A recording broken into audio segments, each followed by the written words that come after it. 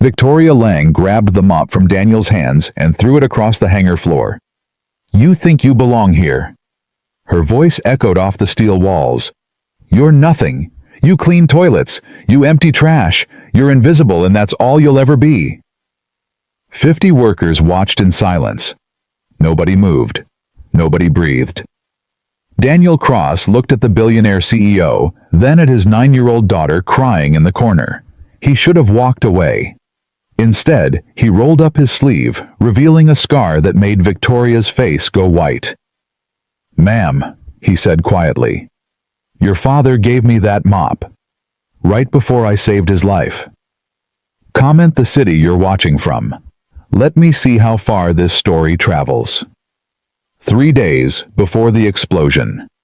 The mop hit Daniel's chest before he saw it coming. Victoria Lang stood 3 feet away, her arm still extended from the throw. Her eyes burned with a fury that had nothing to do with him and everything to do with the ghosts she couldn't escape. "Pick it up." Daniel looked at the mop on the ground, looked at his daughter Maya in the corner. Her notebook clutched against her chest, tears streaming down her face. Looked at the 50 workers frozen around them, pretending not to see. He bent down, picked up the mop, said nothing. "That's what I thought." Victoria stepped closer. "You know what your problem is. You think because you show up every day, because you push that mop around, because you bring your kid to work, like this is some kind of daycare, you think that makes you valuable." Victoria.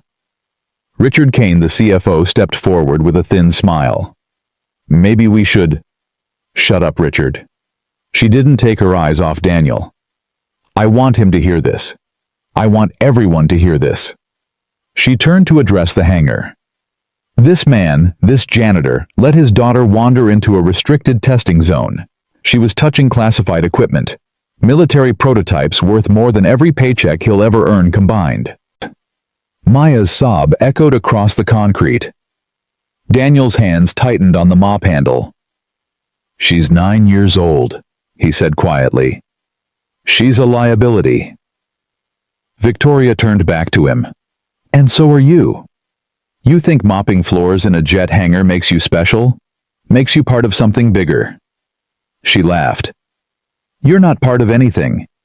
You're what we step over on our way to actually mattering." The silence that followed was absolute. Daniel could feel every eye on him. Could feel the weight of their pity, their relief that it wasn't them, their quiet gratitude that someone else was being destroyed today. He thought about his hands. The ones that used to hold scalpels. The ones that used to grip flight sticks at 30,000 feet.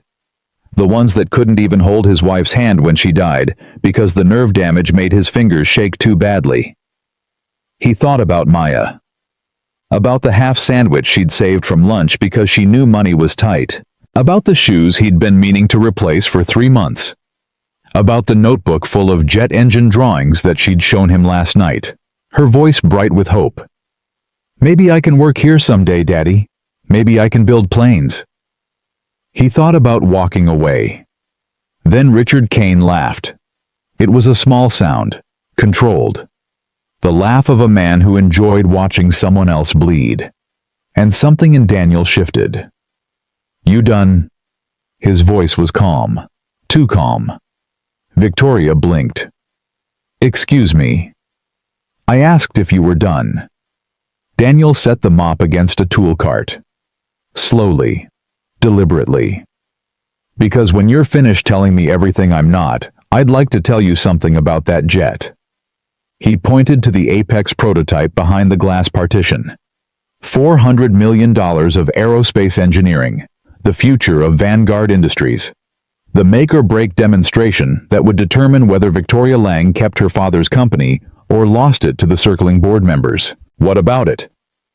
Victoria's voice was ice. "It's going to explode." The hangar went silent. Richard Kane stopped smiling. Victoria stared at Daniel like he'd grown a second head. "What did you just say?" "The Apex prototype. Your engineers installed the second exhaust valve backwards. Happens when teams rush, when leadership pushes deadlines instead of safety." Daniel's eyes met hers. On the ground, it reads as a minor pressure deviation, 2% above tolerance, nothing your automated systems would flag. How do you... But at 20,000 feet, that reversed valve creates a feedback loop in the combustion chamber. Pressure builds, temperature spikes, and somewhere between minute 3 and minute 5 of your Pentagon demonstration. He spread his hands. Boom! Victoria's face went red. You're insane. Check the valve. You're a janitor. Check the valve. Security. Victoria's voice cracked. Get this man out of my facility, now. 2 guards moved forward. Daniel didn't resist. He'd said what he needed to say. Now it was up to her. But as the guards grabbed his arms, Marcus Webb stepped out of the crowd. 63 years old. Gray beard. Limp from a helicopter crash in '86. The most senior engineer at Vanguard and the only man Victoria couldn't afford to ignore. Wait. The guard stopped. Marcus pulled out his tablet, fingers moving across the screen. His face went pale. Miss Lang. His voice shook. The second exhaust valve. He's right. It's reversed. The color drained from Victoria's face. That's impossible. We checked the specs. Nobody verified the physical installation. Marcus looked at Daniel with something like awe. How did you know? Daniel pulled free from the guards, straightened his uniform, walked to where Maya still sat crying in her corner. Lucky guess, he said over his shoulder. He took his daughter's hand. Come on, sweetheart. Time to go home. They walked in silence to the bus stop. Maya's hand trembled in his. Her face was red from crying, her notebook clutched against her chest like armor. Daddy. Yeah, sweetheart. Why did that lady hate you so much? Daniel watched the traffic pass, tried to find words that wouldn't break his daughter's heart. She doesn't hate me, Maya. She's scared. Scared of what? Of falling, of being weak, of looking in the mirror and seeing someone who isn't good enough. He squeezed her hand. When people are that scared, sometimes they hurt others to feel strong. Maya was quiet for a moment. Is that why you didn't yell back? Because you knew she was scared? Partly. What's the other part? Daniel looked down at his daughter. 9 years old, her mother's eyes, her father's stubborn chin. The other part is that yelling doesn't fix anything. It just makes noise. He crouched to her level. You want to know a secret? Maya nodded. The bravest thing I ever did wasn't flying jets or saving lives or any of the things people give medals for. The bravest thing I ever did was learn to stay quiet when everyone expected me to fight. That doesn't sound brave. That sounds sad. Daniel smiled. It was the first time he'd smiled in weeks. Maybe it's both, sweetheart. Maybe the bravest things usually are. The bus arrived. They climbed on, found seats in the back. Maya pulled out her notebook and started drawing. Daniel watched the city pass outside the window and wondered if he'd just made the biggest mistake of his life. Ging. That night, Victoria stood in her father's office at 11 p.m., staring at the wall of photographs. Sterling Lang shaking hands with senators. Sterling Lang cutting ribbons at factory openings. Sterling Lang receiving awards, giving speeches, building an empire from nothing. And in the corner, almost hidden, Sterling Lang in military fatigues, standing beside a man in a flight suit. The photograph was old, faded, but Victoria had looked at it 1,000 times since her father's funeral, trying to understand why he'd kept it.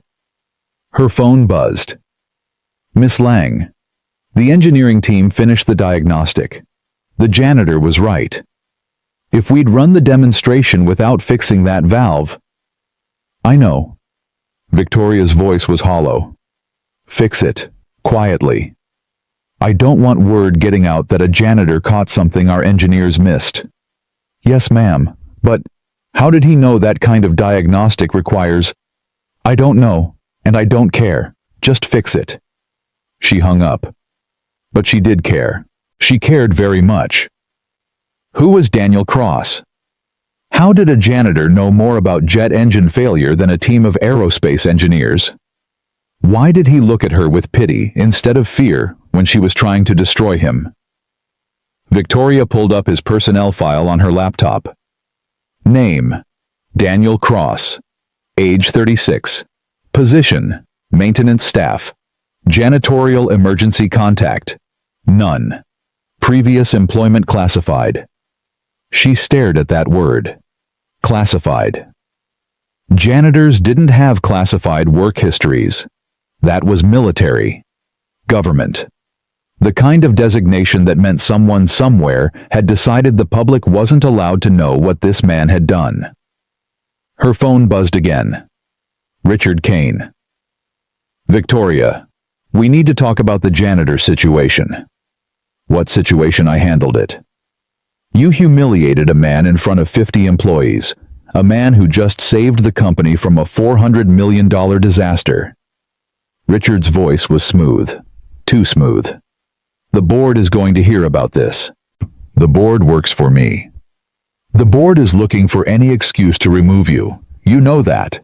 Your father's death left a vacuum, and there are people, myself included, who question whether you're ready to fill it. Victoria's hand tightened on the phone. Is that a threat, Richard?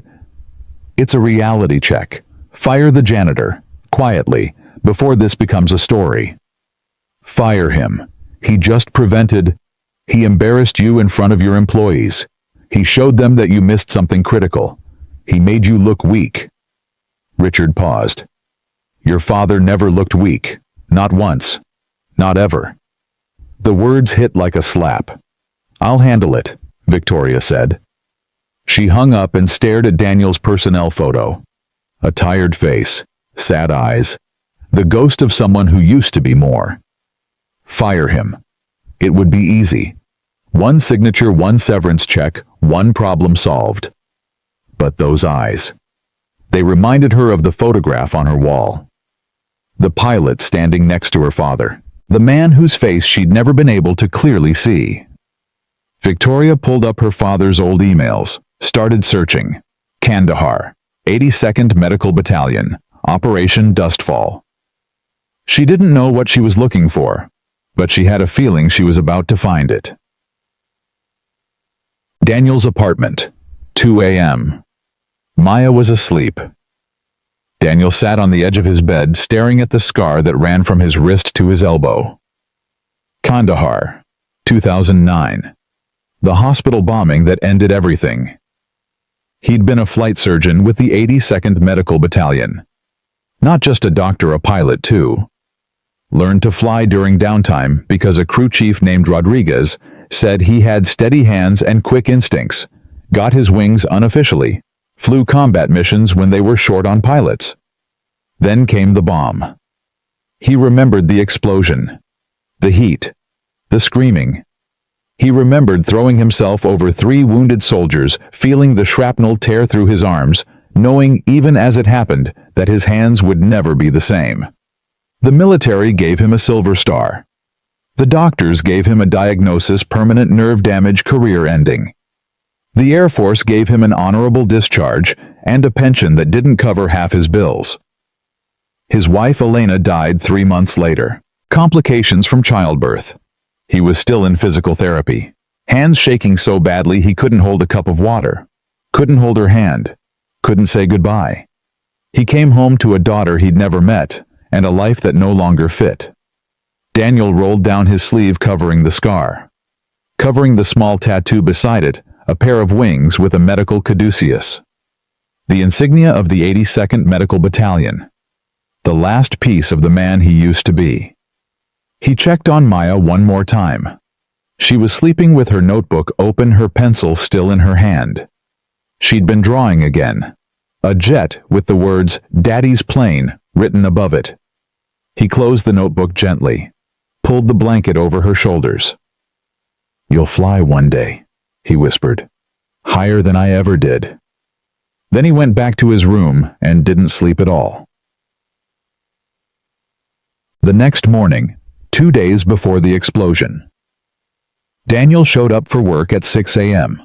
He expected to be fired. Expected security to meet him at the door, hand him a box, escort him out. Instead, Marcus was waiting for him. "You're not fired," Marcus said before Daniel could ask. "Not yet, anyway." "Why not?" "Because Victoria Lang is many things, but she's not stupid. You saved this company $400 million and probably a few lives. Firing you now would make her look petty." Daniel grabbed his mop and bucket. "So what happens now?" "Now." Marcus fell into step beside him. "Now she pretends yesterday didn't happen, and you go back to being invisible." "I can do invisible." "I know you can." Marcus stopped walking. His voice dropped. "But I need to ask you something, and I need you to tell me the truth." Daniel waited. "The 82nd Medical Battalion, Operation Dustfall. The hospital bombing in Kandahar." Marcus's eyes searched his face. "That was you, wasn't it?" Silence. "I don't know what you're talking about." "I was at the military gala in 2012. The one honoring the survivors. I shook hands with every man in that room." Marcus pulled out his phone, showed Daniel a grainy photograph. Third from the left. Same build, same jawline, same scar. Daniel looked at the photo. Looked at his younger self in a dress uniform, medals across his chest, eyes already dead. "That man doesn't exist anymore." "The hell he doesn't. That man just saved this company. That man knew more about jet engine failure in 30 seconds than our engineering team figured out in 6 months. Marcus grabbed Daniel's arm. "Why are you here? Why are you mopping floors when you should be what?" Daniel's voice was sharp. "Flying, operating, doing any of the things my hands used to do before I couldn't feel my own fingers." He pulled free. "That man in the photo, he's dead. He died in a hospital in Kandahar. What's left is just this." He gestured at his uniform, his mop, his bucket. "This is what's left." Marcus was quiet for a long moment. "Does Victoria know?" "No, and she's not going to." "Daniel." "My daughter goes to school 3 blocks from here. I pick her up at 3:15. She waits in that corner until my shift ends because I can't afford aftercare and I don't have anyone else." Daniel's voice cracked. "If Victoria finds out who I am, she'll fire me just to prove she can. And then my daughter has nowhere to go. So that man in the photo, he stays dead. Understand?" Marcus nodded slowly. "I understand." "Good." Daniel picked up his mop. "Now if you'll excuse me, I have floors to clean." Victoria found him at noon. He was in the executive corridor cleaning a spill outside the conference room where the board was meeting. Through the glass walls, he could see Richard Kane gesturing emphatically. See the board members nodding along. See Victoria sitting at the head of the table with her mask firmly in place. Then she looked up, saw him through the glass. Their eyes met. She said something to the board, stood up, walked out. The door closed behind her. "You're still here." Her voice was flat. "You didn't fire me." "I should have." "Probably." They stood in silence. Daniel kept mopping. Victoria kept watching. "How did you know?" she finally asked. "About the valve. How did you know?" "I told you. Lucky guess." "Bullshit." She stepped closer. "I pulled your file. Previous employment classified. That's not a janitor's history. That's military. That's government." Daniel's mop stopped moving. "Who are you, Daniel Cross?" He looked at her. Really looked at her. Saw the fear behind the anger. The grief behind the ice. The little girl who lost her father and was trying so hard to become him that she'd forgotten how to be herself. "I'm nobody," he said quietly. "Just a man with a mop and a daughter who needs me to come home every night. That's all I am. That's all I want to be." Victoria studied him for a long moment. "I don't believe you." "You don't have to." "My father kept a photograph in his office. Him and a pilot taken during some military mission overseas. I never knew the story. He never told me." She paused. "The pilot in that photo had a scar on his arm, just like yours." Daniel's blood went cold. "A lot of people have scars." "Not like that one. Not in that exact place." Victoria's voice dropped. "My father wrote something on the back of that photograph. I found it after he died. It said, 'He saved my life. He wanted nothing in return. The best of us.'" Daniel said nothing. "Was that you?" Victoria's voice cracked. "Were you the pilot who saved my father?" The conference room door opened. Richard Kane stepped out, saw them talking, and smiled his thin smile. "Victoria, the board is waiting." She didn't move, didn't break eye contact with Daniel. "Was it you?" Daniel picked up his bucket. "Your board is waiting, Miss Lang." He walked away. Victoria watched him go, her hands trembling at her sides. "Victoria." Richard's voice was impatient. "Now." She turned and walked back into the conference room, but her mind stayed in that hallway, with a janitor who knew things he shouldn't know, who had scars that matched photographs, who looked at her with pity when everyone else looked at her with fear. Who was Daniel Cross, and what had he really done for her father? That night, Maya was drawing at the kitchen table when Daniel came home. "Daddy!"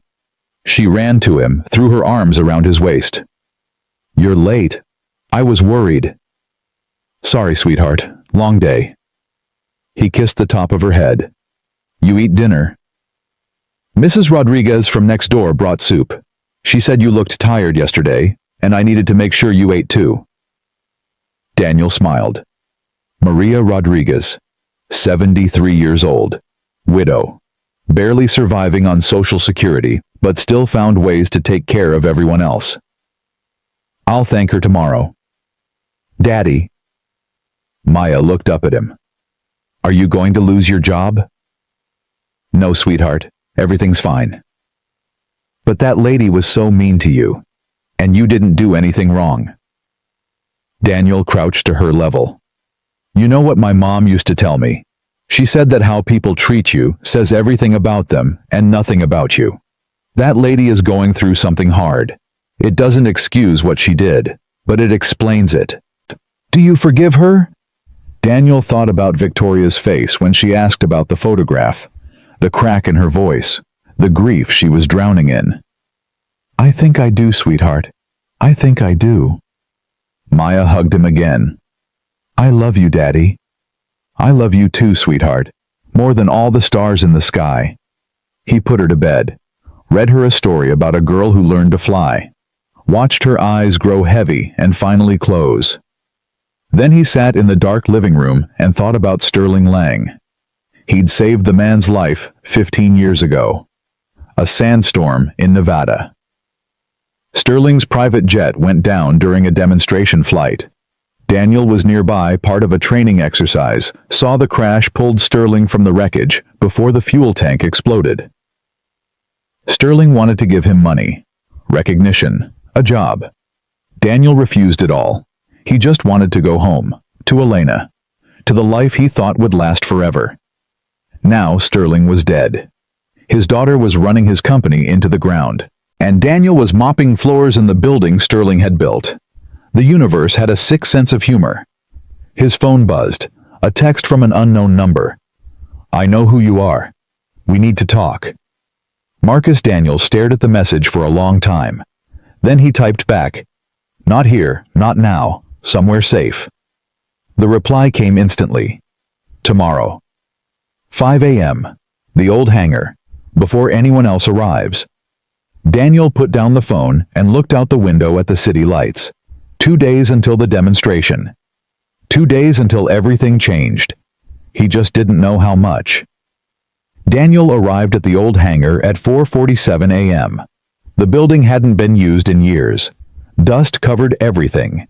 Old aircraft parts lay scattered across the floor like bones in a graveyard.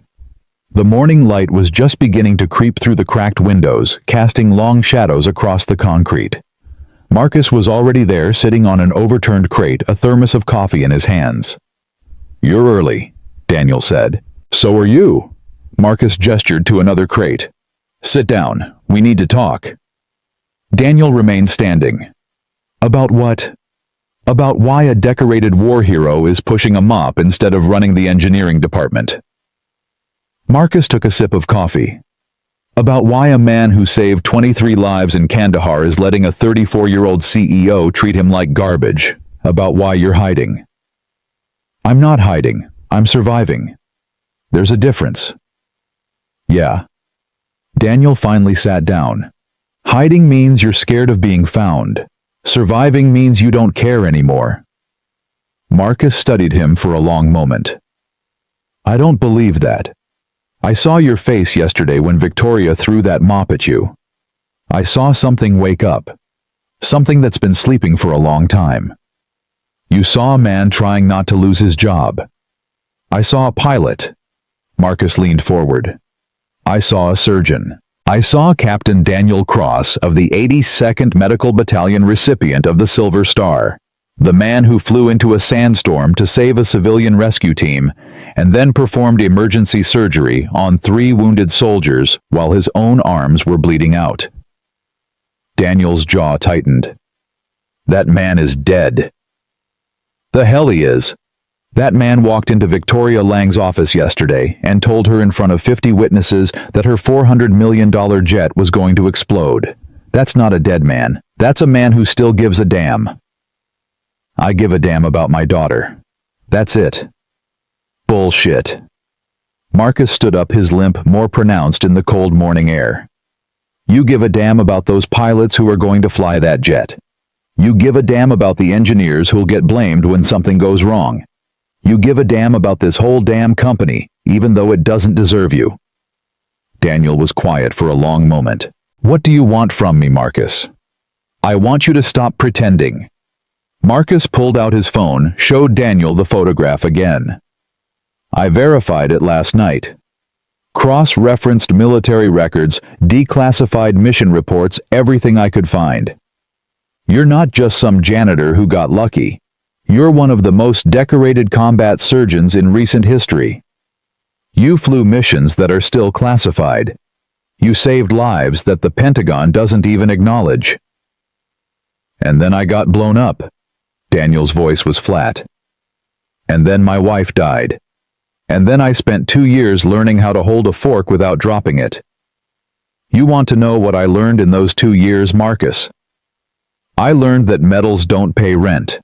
I learned that heroism doesn't keep the lights on.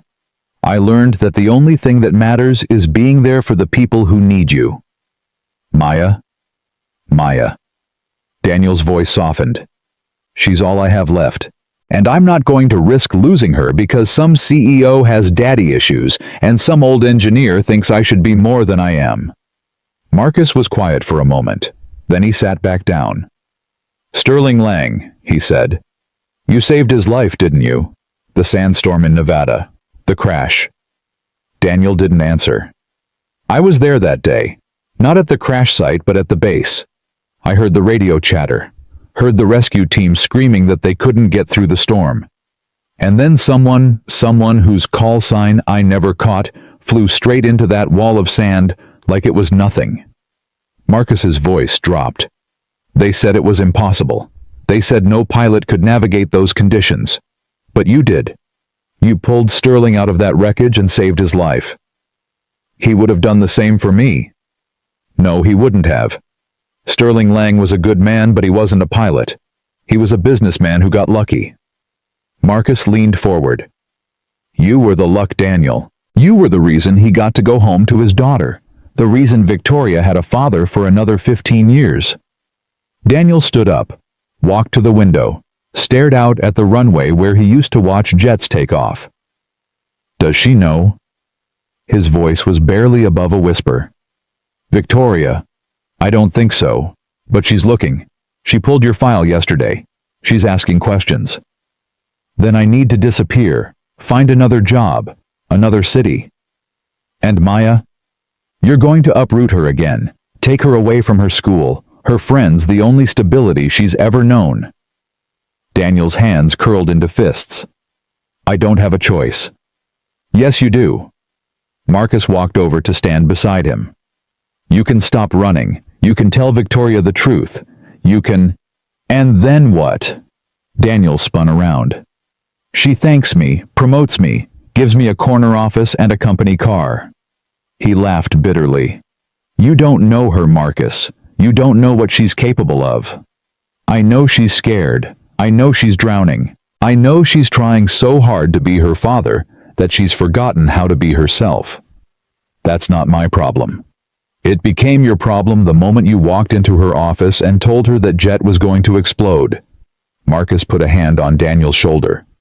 You could have stayed quiet. You could have let it happen. But you didn't.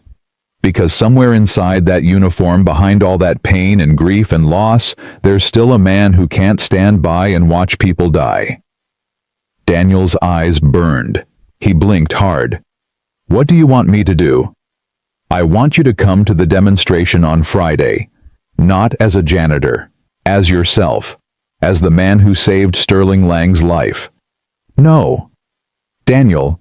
I said no. Daniel pulled away. I'll keep my head down. I'll finish my shift. I'll go home to my daughter. And when the demonstration is over and everyone's celebrating, I'll be invisible again. That's all I want. That's all I can handle. Marcus sighed. And if something goes wrong, if they missed something else? Daniel was quiet for a long moment. Then I'll do what I always do. I'll clean up the mess. He walked out of the hangar without looking back. Victoria hadn't slept in 36 hours. She sat in her father's office, surrounded by files and photographs, her laptop open to a military database she'd bribed her way into. Her eyes were red. Her hands trembled from too much coffee and not enough food. Daniel Cross. The name haunted her. She'd found pieces of his story scattered across classified documents and redacted reports. A flight surgeon with the 82nd Medical Battalion. A pilot who flew missions that still didn't officially exist. A hero who disappeared after the Kandahar bombing and never resurfaced. Until now. Until he showed up at her company pushing a mop, raising a daughter, and saving her from a $400 million disaster like it was nothing. You're still here. Victoria looked up. Richard Kane stood in the doorway, his smile too sharp, his eyes too knowing. What do you want, Richard? I want to know why you're obsessing over a janitor instead of preparing for the biggest demonstration of your career. I'm not obsessing. You've been in this office for 2 days. You've pulled classified military records. You've made calls to Pentagon contacts that your father spent 20 years cultivating. Richard walked closer. All for a man who mops floors. Victoria closed her laptop. He's not just a janitor. No. Then what is he? She hesitated. I don't know yet. Well, while you're figuring that out, the board is getting restless. They're questioning your leadership. They're wondering if Sterling Lang's daughter is really ready to fill his shoes. Richard sat down across from her. They're talking about a vote of no confidence. Victoria's blood ran cold. They wouldn't dare. They would, and they will if you give them a reason. Richard leaned forward. The demonstration on Friday is everything. If it goes well, you're untouchable. If it fails, if anything goes wrong, they'll use it as an excuse to remove you. Nothing will go wrong. We fixed the valve. Did we?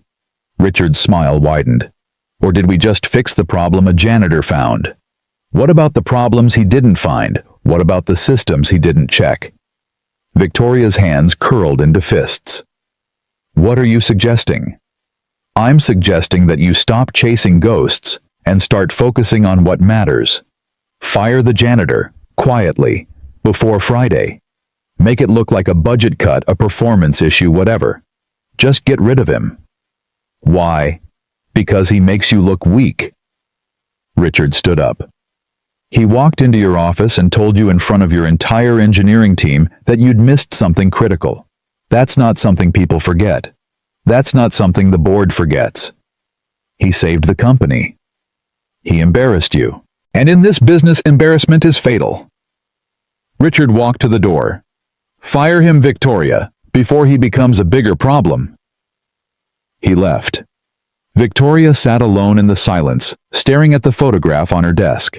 Her father, the pilot, the scar. She thought about what Richard said. Fire him. Make him disappear. Protect yourself. Then she thought about Daniel's eyes, the way he looked at her. Not with fear, not with anger. With something that looked almost like understanding. Like he knew exactly what she was going through. Like he'd been there himself. She picked up the phone. Dialed a number. "I need a favor," she said. "I need you to find everything you can about a man named Daniel Cross. Military records, medical records, everything that's been classified." She paused. "And I need it by tomorrow." Daniel picked up Maya from school at 3:15. She was waiting at the gate, her notebook clutched against her chest, her face worried. She'd been worried a lot lately. He hated that. "Hey, sweetheart." "Daddy?" She ran to him, threw her arms around his waist. "Mrs. Patterson said you called the school today. She said you asked about transferring me." Daniel's heart sank. He'd hoped to have this conversation later, at home, when he had time to prepare. "I was just asking questions, Maya. Nothing's decided." "But why?" Her eyes filled with tears. "Why do we have to move again? I like it here. I have friends here. I don't want to start over." Daniel crouched down to her level. "I know, sweetheart, I know. But sometimes things change. Sometimes we have to go somewhere new." "Because of that lady? The mean one." "It's complicated." "That's what you always say when you don't want to tell me the truth." Daniel smiled despite himself. She was too smart, just like her mother. "You're right. I'm sorry." He took her hands. "The truth is, Daddy made some people at work angry, and when you make powerful people angry, sometimes they try to hurt you. But you didn't do anything wrong. You helped them." "I know." "Then why are they angry?" "Because sometimes people don't like being helped. Sometimes they'd rather fail on their own than succeed with someone else's help." Maya was quiet for a moment. "That's stupid." Daniel laughed. It surprised him. He hadn't laughed in weeks. "Yeah, sweetheart. It is." They walked home hand in hand. Maya told him about her day, about the math test she aced, about the boy who pulled her hair, about the teacher who said her jet engine drawings were remarkably detailed for a 9-year-old. Daniel listened, smiled, nodded in all the right places. But his mind was elsewhere. On Victoria, on Marcus, on the demonstration in 2 days, on the feeling that something was coming, something big, something he couldn't stop. That night, after Maya was asleep, Daniel sat in the living room and stared at his hands. The scars were faded now, barely visible in the dim light, but he could still feel them, could still feel the shrapnel tearing through his flesh, could still feel the moment when everything changed. He'd been a different man before Kandahar, confident, capable, certain of his place in the world. Now he was none of those things. Now he was just a father trying to survive, a janitor trying to stay invisible, a ghost trying not to haunt the places where he used to belong. His phone buzzed, a text from Marcus. "Victoria is digging. She found your service record. It's only a matter of time." Daniel stared at the message. Then he typed back, "Let her dig. She won't find anything that changes who I am now. Who are you now?" Daniel thought about the question for a long time. "I'm Maya's father. That's enough."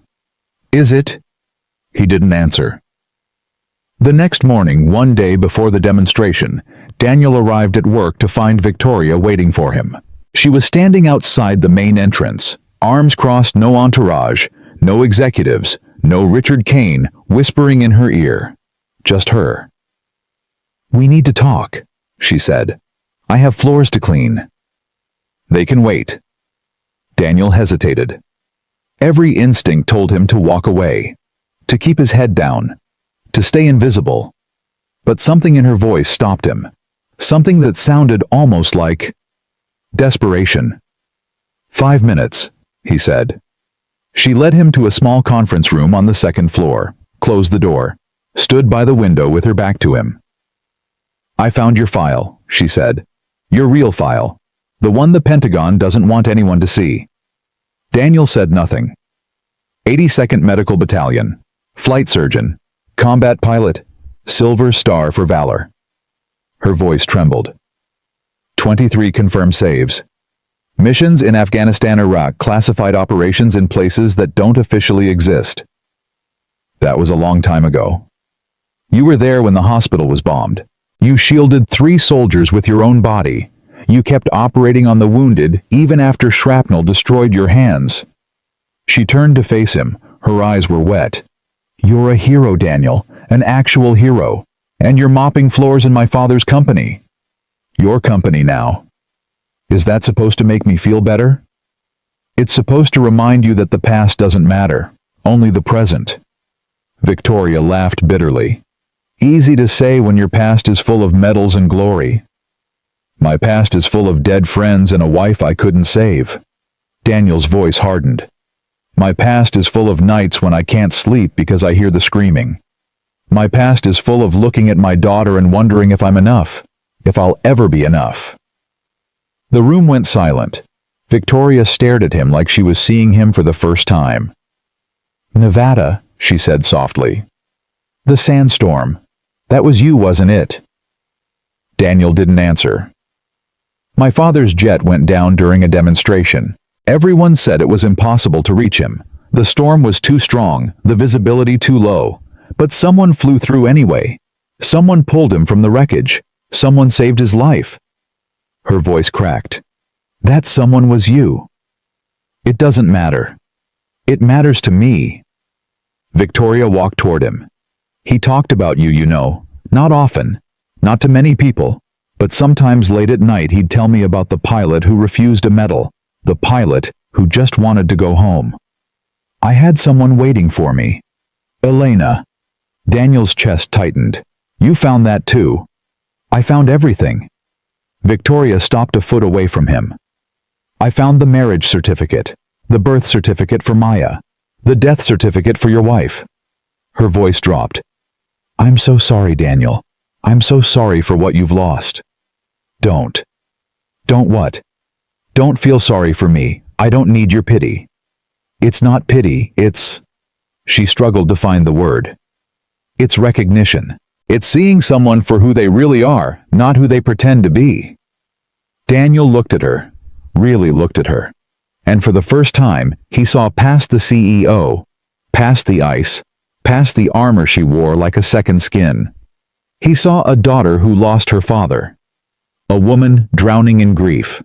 A human being who was just as broken as he was. Why are you telling me this? He asked. Because I owe you an apology.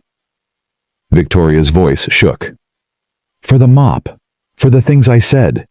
For treating you like you were nothing when you're everything. I'm not everything. I'm just a man trying to raise his daughter. You're the man who saved my father.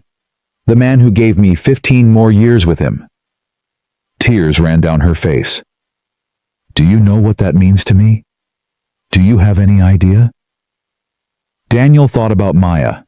About the 15 years he'd have with her if he was lucky.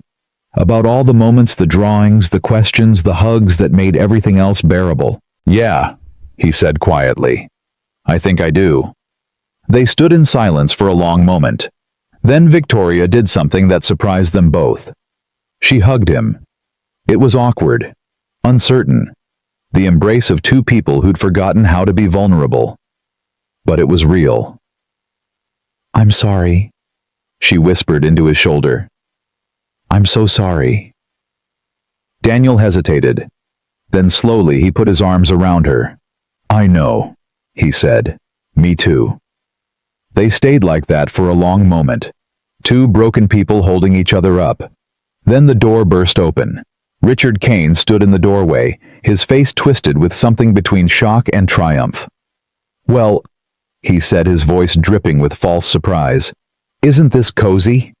Victoria pulled away, wiping her eyes. "Richard, this isn't what the CEO of Vanguard Industries embracing a janitor." Richard smiled. "I'm sure the board will find that very interesting. Get out." "I'm afraid I can't do that." Richard stepped into the room. "You see, I've just come from a very productive meeting with Senator Morrison's office. It seems they have concerns about tomorrow's demonstration, concerns about leadership, concerns about judgment." Victoria's face went pale. "What did you do?" "I did what you couldn't. I protected this company." Richard's eyes flicked to Daniel. "And I found out some very interesting things about your janitor friend, things that I'm sure the press would love to know." Daniel stepped forward. "Leave her out of this." "Oh, I'm afraid it's too late for that." Richard pulled out his phone. "One call, that's all it takes. One call and every news outlet in the country knows that Vanguard's CEO has been conspiring with a washed-up veteran, that she ignored her engineers and took advice from a man who mops toilets." His smile widened. "How do you think that will play, Victoria? How do you think the board will react?" Victoria's hands shook. "You wouldn't." "Try me." The room went silent. Daniel looked at Richard Kane. At his expensive suit, his perfect hair, his absolute certainty that he'd won. Then he looked at Victoria, at the fear in her eyes, the desperation. He thought about walking away, about picking up his mop and disappearing into the shadows where he belonged. But then he thought about Maya, about the drawing she'd made him, about the words she'd said, "You'll fly again someday, Daddy." And something inside him shifted. "You want a story?" Daniel's voice was calm, too calm. "I'll give you a story." He rolled up his sleeve. The scar gleamed in the fluorescent light, and beside it, the tattoo, the wings, the caduceus, the words that had defined his life. "First, do no harm." Richard's smile faltered. "What is that?" "That's the 82nd Medical Battalion, the unit that saved 23 lives in Kandahar while our hands were bleeding out. The unit that flew missions your security clearance couldn't even dream of." He stepped closer. "You want to call the press? Go ahead. Tell them about the janitor. Tell them about the washed-up veteran." Daniel's voice dropped. "And then tell them about the Silver Star recipient, the combat surgeon, the pilot who saved Sterling Lang's life in a sandstorm that killed 6 other aircraft." Richard's face went white. "Tell them all of it, Richard, and see how that story plays." The silence stretched. Then Richard's phone slipped from his fingers. "You're bluffing." "Am I?" Daniel pulled out his own phone. Showed Richard a photograph, the same one Marcus had found. The military gala, the medals, the faces that proved everything. "One call," Daniel said. "That's all it takes. One call and every news outlet in the country knows that Vanguard CFO tried to blackmail a decorated war hero, a man who saved the founder's life, a man who's been quietly protecting this company while people like you tried to destroy it." He leaned closer. "How do you think that will play, Richard? How do you think the board will react?" Richard's mouth opened, closed, opened again. No words came out. Victoria stared at Daniel like she'd never seen him before. "Get out," she said to Richard. Her voice was steady now, strong. "Get out of this building. Get out of this company. And if I ever see your face again, I'll make sure everyone knows exactly who you are." Richard stumbled backward. His face was gray. His hands shook. "This isn't over," he whispered. "Yes," Daniel said. "It is." Richard fled. The door closed behind him. And in the silence that followed, Victoria turned to Daniel with tears streaming down her face. "Why?" she asked. "Why did you help me? After everything I did to you?"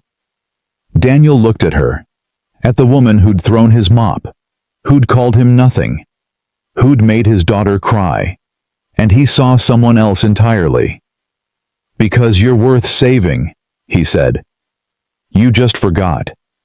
He walked out of the room, left her standing alone. One day until the demonstration. One day until everything changed. Daniel didn't go home that night. He sat in the old hangar until midnight staring at the photograph on his phone. The military gala, the medals, the man he used to be. He'd spent 5 years trying to bury that man. 5 years pretending he was nobody. 5 years convincing himself that the past didn't matter, that medals were just metal, that heroism was just a word people used when they didn't understand sacrifice. And in 30 seconds, he'd thrown it all away. For a woman who'd humiliated him. For a company that didn't deserve him. For a truth he'd sworn to keep buried forever. His phone buzzed. "Marcus. You okay?" Daniel laughed. It sounded hollow even to him. "I just threatened the CFO of a billion-dollar company with career destruction. I revealed classified military information to prevent a blackmail scheme. And I have no idea if I still have a job tomorrow." He paused. "Yeah, Marcus, I'm great." "Richard's gone. Victoria fired him officially about an hour ago. Security escorted him out. He was screaming about lawsuits and conspiracies. He'll be back. Maybe. But not before the demonstration." Marcus was quiet for a moment. "She's looking for you, you know. Victoria. She's been asking everyone where you went. Tell her I went home." "Did you—" Daniel looked around the empty hangar, the dust, the shadows, the ghosts of aircraft that used to fill this space. "No. Daniel, whatever happened in that room?" "Nothing happened. I reminded her who I am. Who I was." Daniel's voice cracked. "I spent 5 years trying to forget Marcus. 5 years building a wall between that man and this one. And now the wall is down. Now I don't know who I am anymore." Marcus was silent for a long moment. "You're still Maya's father. That hasn't changed." "No, but everything else has." Daniel hung up, stared at the phone. Then he did something he hadn't done in years. He called his wife. Not literally, of course. Elena was gone. Had been gone for 5 years. But he kept her voicemail active. Paid the phone bill every month just to hear her voice. "Hi, you've reached Elena Cross. I can't come to the phone right now, but leave a message and I'll call you back. And if this is Daniel, I love you. Come home safe." The beep sounded. Daniel opened his mouth, closed it, tried again. "Hey, baby. It's me." His voice shook. "I know it's been a while. I know I should talk to you more. But I didn't know what to say." He paused, wiped his eyes. "Something happened today, something I can't take back. I showed them who I was, who I really was. And now everyone knows. The CEO, the engineers, probably the whole company by tomorrow." He laughed bitterly.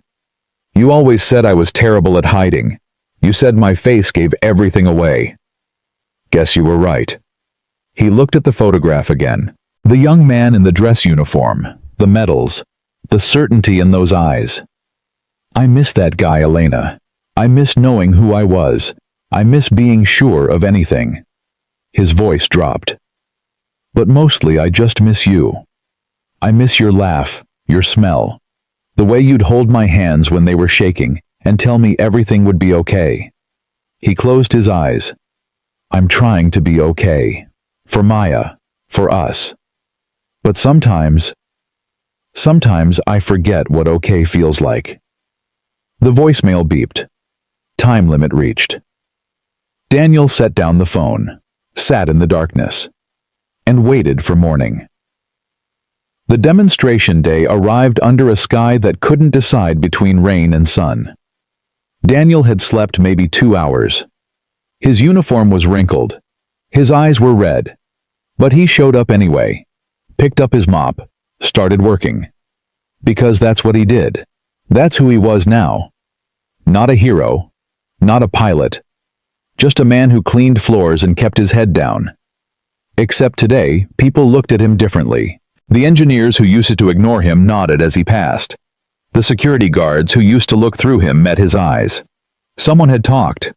Richard probably before he was escorted out. Or maybe Marcus. Or maybe Victoria herself. The secret was out. Everyone knew. Daniel kept mopping, kept his head down, tried to be invisible. But you can't be invisible when everyone's looking for you. Mr. Cross. He turned. A young engineer, Kevin Park, the one who'd talked to Maya about thrust-to-weight ratios, stood behind him, tablet in hand. Miss Lang wants to see you. Main hangar. She said it's urgent. Tell her I'm busy. She said you'd say that. Kevin smiled nervously. She also said to tell you that if you don't come, she'll find you herself. And she'll bring the press. Daniel sighed, set down the mop. Lead the way. The main hangar was transformed.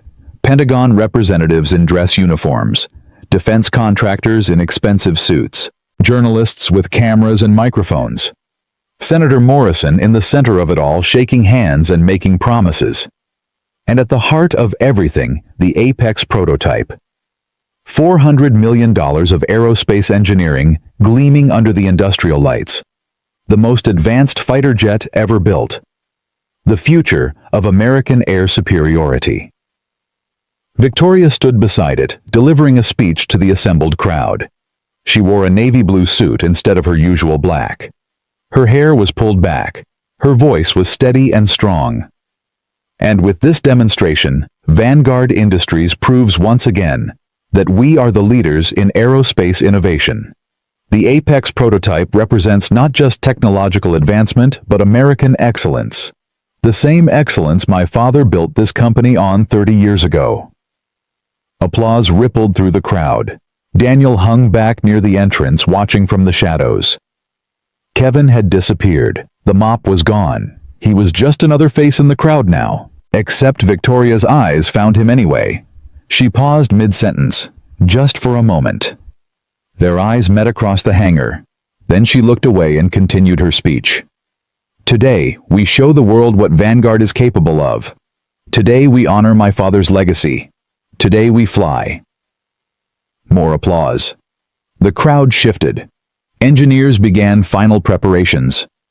Daniel turned to leave. A hand caught his arm. Don't. Victoria stood beside him. She'd crossed the entire hangar while he wasn't looking. Up close, he could see the exhaustion in her eyes. The fear she was trying to hide. Don't leave, she said. Please. You don't need me here. Yes, I do. Her voice cracked. I need you to watch. I need you to make sure nothing goes wrong. Your engineers fixed the valve. The jet is fine. I know, but I'm not. She gripped his arm tighter. I've been running on adrenaline and coffee for 3 days. I fired my CFO. I discovered that the man mopping my floors is the same man who saved my father's life. I have the Pentagon and the press watching my every move. And if anything goes wrong, nothing will go wrong. You don't know that. No. Daniel met her eyes. But I know you. You're stronger than you think. Your father knew it. That's why he left you the company. Victoria's eyes filled with tears. He left me the company because I was all he had.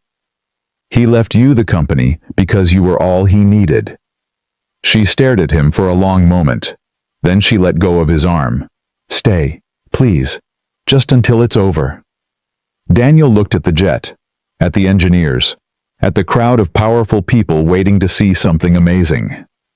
He thought about Maya, about Elena, about all the reasons he had to stay invisible. Then he thought about Victoria, about the fear in her eyes, about the way she'd hugged him yesterday like she was drowning. Okay, he said. I'll stay. The test began at 2:47 p.m. The Apex prototype was mounted on a test rig at the far end of the hangar, its engines primed, its systems humming. Engineers crowded around monitors, checking readings, making last-minute adjustments. Victoria stood at the control station, flanked by Senator Morrison and the lead Pentagon representative. Cameras flashed. Journalists took notes. Daniel found a spot near the back wall where he could see everything but remain unseen. Old habits, the instincts of a man who'd spent years operating in shadows. "Initiate test sequence," Victoria said. The engines roared to life. The sound was deafening. Beautiful. A symphony of controlled explosion and precision engineering. The kind of sound that reminded Daniel why he'd loved flying in the first place. For 90 seconds, everything was perfect. Pressure readings held steady. Fuel burn was optimal. Thrust output exceeded projections. The engineers exchanged relieved glances. Victoria allowed herself a small smile. Then the alarm sounded. A single red light flashed on the control panel. Then another. Then another. "What's happening?" Victoria's voice cut through the noise. "Pressure spike in the secondary fuel line," an engineer shouted. "We're getting feedback." "From where?" "I don't know. The readings don't make sense." Daniel pushed through the crowd. His eyes scanned the monitors, the schematics, the flashing warnings. His mind raced through possibilities. Fuel contamination, sensor malfunction, structural failure. Then he saw it. The auxiliary pump. His voice was calm. Too calm. Someone bypassed the safety interlock. Victoria spun around. "What?" "The auxiliary fuel pump. It's running at maximum pressure instead of standby. That's what's causing the feedback." Daniel pointed at the schematic. "If you don't shut it down in the next 30 seconds, the whole system overloads." "Who would?" Victoria's face went pale. "Richard. He must have done something before security escorted him out, a parting gift." The alarms multiplied. Smoke began pouring from the engine housing. "Shut it down!" Victoria screamed. "Shut everything down!" "We can't! The override's been locked out!" Daniel was already moving. He ran toward the test rig, shoving past engineers ducking under equipment. Behind him, he heard Victoria shouting his name. Heard the chaos erupting as people realized what was happening. The heat hit him first. Waves of it rolling off the overheating engines like a physical force. Then the smoke, thick and black, burning his eyes and throat. He reached the auxiliary pump housing. Grabbed the manual release valve. It was jammed. Richard had welded it shut. "Come on!" Daniel pulled harder. The metal bit into his palms. Blood welled up. "Come on!" The valve wouldn't budge. Behind him, a fuel line ruptured. Fire exploded across the test platform. Daniel didn't think. He grabbed a fire extinguisher from the wall, sprayed a path through the flames, and kept working on the valve. "Daniel!" Marcus was there, suddenly, a wrench in his hand. "Move!" Together they attacked the welded valve. The heat was unbearable. The smoke was blinding. Every breath felt like swallowing fire. "It's giving!" Marcus shouted. "One more!" The valve broke free. Daniel spun the release. The auxiliary pump shuddered, coughed, and died. The pressure readings dropped. The alarms fell silent one by one. For a moment, there was nothing but smoke and ringing ears and the sound of fire suppression foam raining down from above. Then Daniel heard the scream. Maya. His blood turned to ice. He'd told her to stay home today. Had called Mrs. Rodriguez to watch her. Had made her promise not to come to the hangar. But there she was, standing at the edge of the test platform, frozen in terror, her notebook clutched against her chest. She must have snuck away from Mrs. Rodriguez. Must have taken the bus to the facility. Must have wanted to see her father at work. And now she was trapped. The secondary explosion came without warning. A ruptured fuel cell ignited, sending a wall of fire cascading across the floor. The flames cut between Daniel and Maya, separating them by 20 feet of burning concrete. "Daddy!" Her scream tore through the chaos. Daniel didn't hesitate. He ran into the fire. The heat was a living thing pressing against his skin, trying to push him back. His uniform caught. He beat out the flames without slowing down. His vision blurred. His lungs screamed. Every cell in his body begged him to stop. He didn't stop. He reached Maya in seconds that felt like hours. Scooped her into his arms. Wrapped his body around hers like a shield. "Close your eyes, sweetheart. Don't look." "Daddy, I'm scared." "I know, baby, I know, but I've got you. I've always got you." He turned toward the exit. The fire was everywhere now, consuming everything. He couldn't see a path. Couldn't see anything but flames and smoke and death. Then he heard Victoria's voice. "Daniel, this way, follow my voice." He ran toward the sound, blind, trusting. The way he used to fly through sandstorms following instruments he couldn't see, believing in navigation systems he couldn't understand. The flames parted. Victoria was there, a fire extinguisher in her hands, spraying a path through the inferno. Behind her, Marcus and a team of firefighters were pulling back the blaze. "Come on!" Victoria screamed. "Move!" Daniel ran. 10 feet. 5, 3. He burst through the flames and collapsed on the concrete floor, Maya still clutched in his arms. Firefighters swarmed them, spraying foam, checking for injuries. "She's okay." Daniel's voice was raw. "She's okay. Just scared. Let me see." A paramedic pulled Maya gently from his arms. "Hey there, sweetheart. You're safe now. Let me take a look at you." Maya reached for Daniel. "Daddy, don't leave me." "I'm right here, baby. I'm not going anywhere." He tried to stand. His legs buckled. That's when he realized his arm was burned. The sleeve of his uniform had melted away, revealing the skin beneath red, blistered, but still intact. And beside the burns, clearly visible for the first time since he'd hidden it away, was the tattoo. The wings. The caduceus. The words. "First, do no harm." Victoria saw it first. She was standing over him, her face streaked with soot and tears, her hand still gripping the empty fire extinguisher. Her eyes locked onto the tattoo, and she froze. "Oh my God," she whispered. Then the journalists saw it. Cameras flashed, voices erupted. Someone was already on their phone shouting about exclusive footage. "That's the 82nd Medical Battalion insignia," a reporter said into her microphone. "I'm being told this is the same unit that was involved in the classified Kandahar operation." "Is that?" Another reporter pushed forward. "Sir, are you Captain Daniel Cross, the pilot who was declared MIA in 2010? Daniel closed his eyes. The secret was out.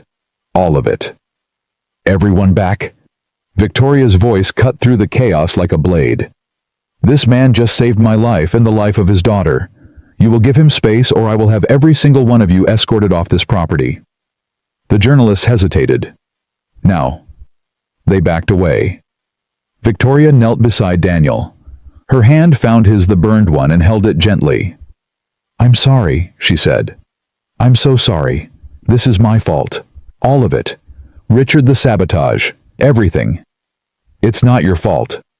"Yes, it is. I hired him. I trusted him. I let him—" "Stop." Daniel's voice was weak but firm. "You didn't do this. He did. And he's going to pay for it." "Daddy?"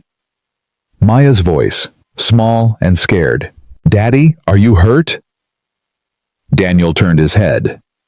Maya was beside him now, the paramedic having given up on keeping her away. Her face was dirty, her notebook was gone, but she was alive. She was alive.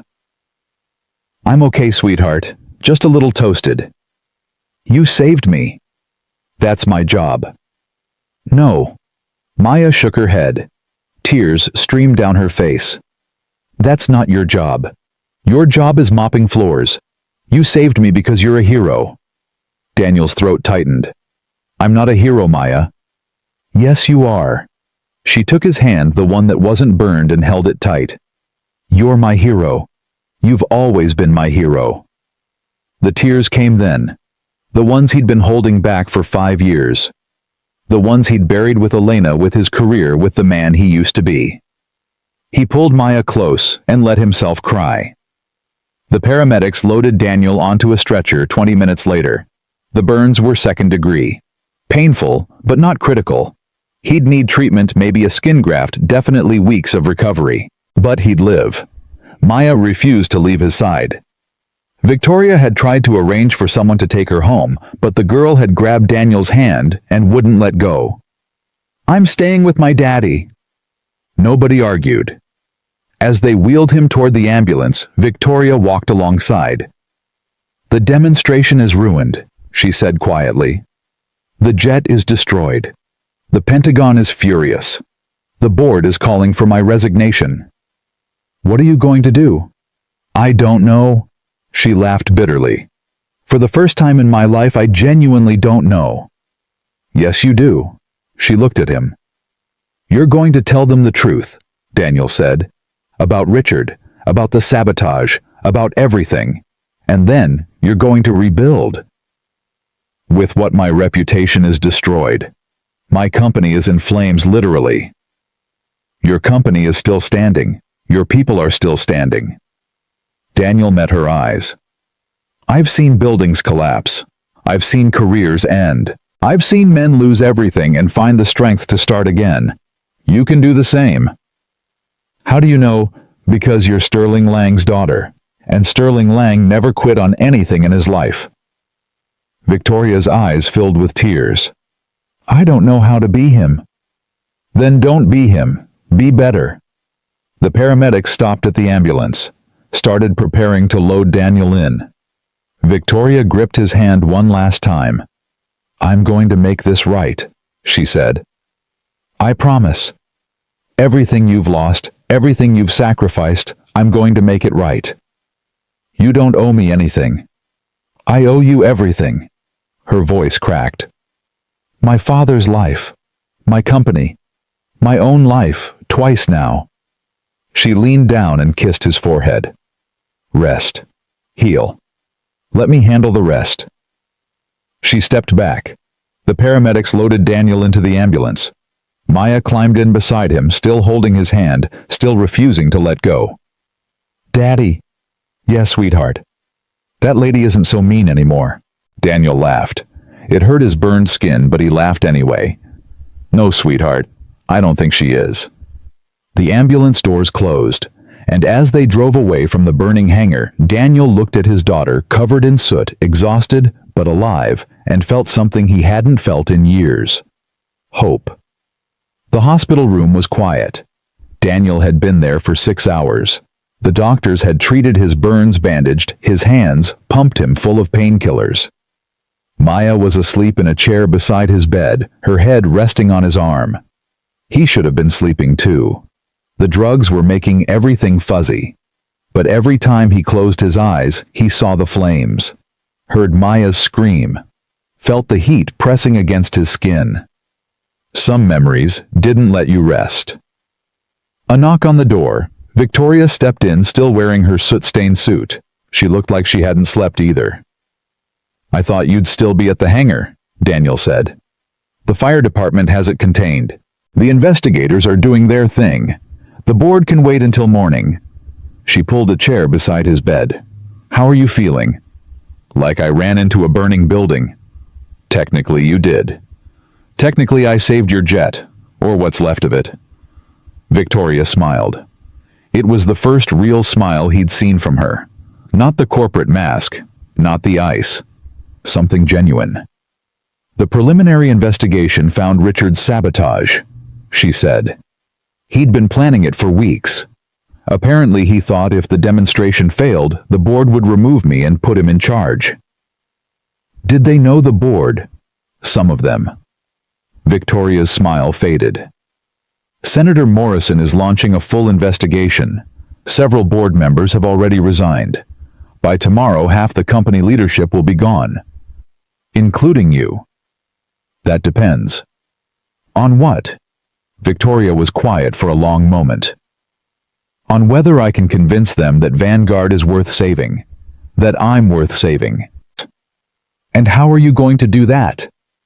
She pulled out her phone, showed him a video. It was the footage from the hangar. The explosion. The fire. Daniel running into the flames.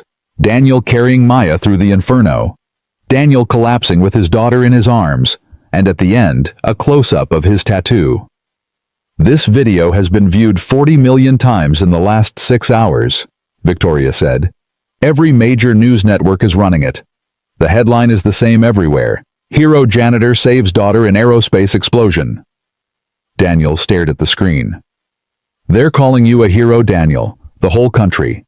The same people who would have walked past you without a second glance yesterday are now calling you the bravest man in America. I'm not brave. You just ran into a fire to save your daughter.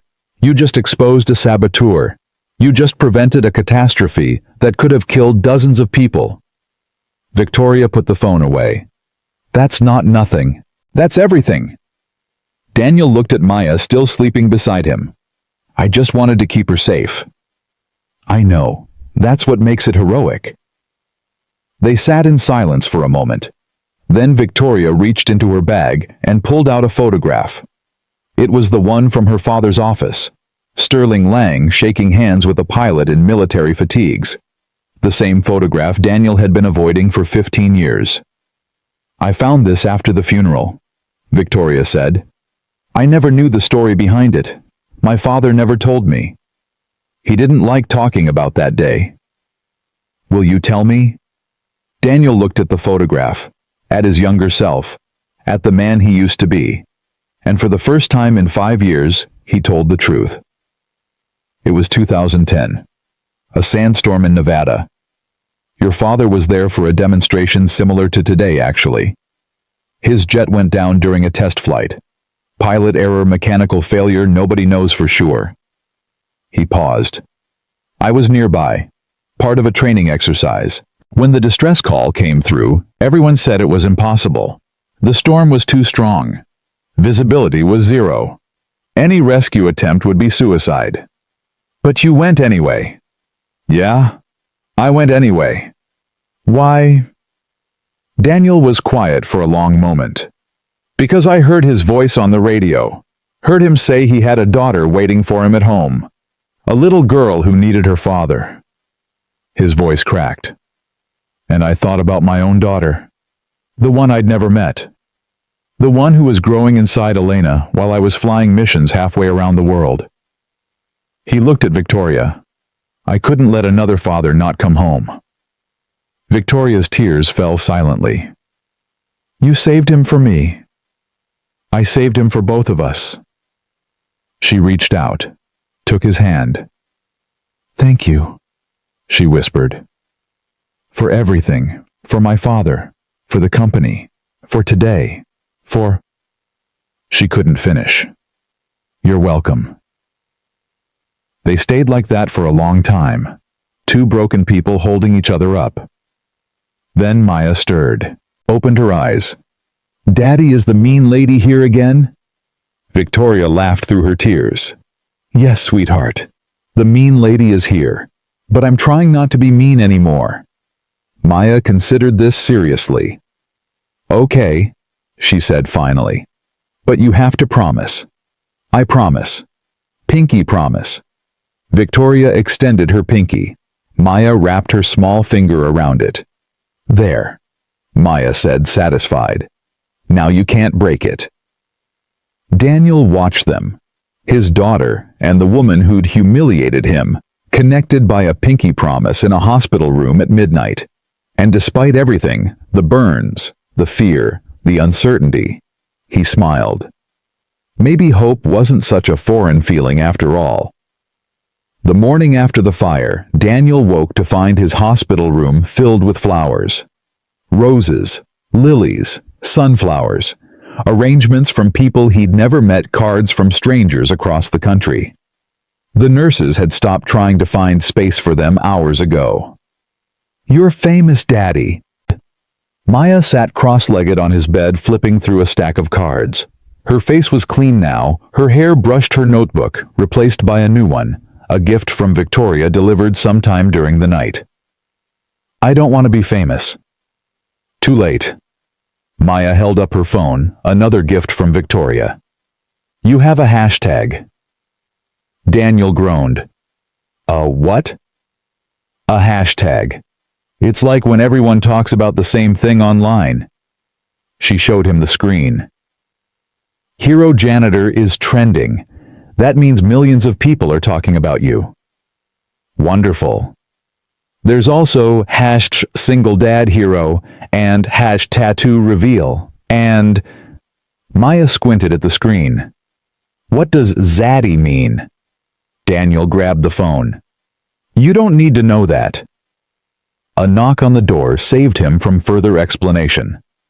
Marcus stepped in carrying coffee and looking like he hadn't slept in days. You're awake. Good. He handed Daniel a cup. You're going to need this. Why?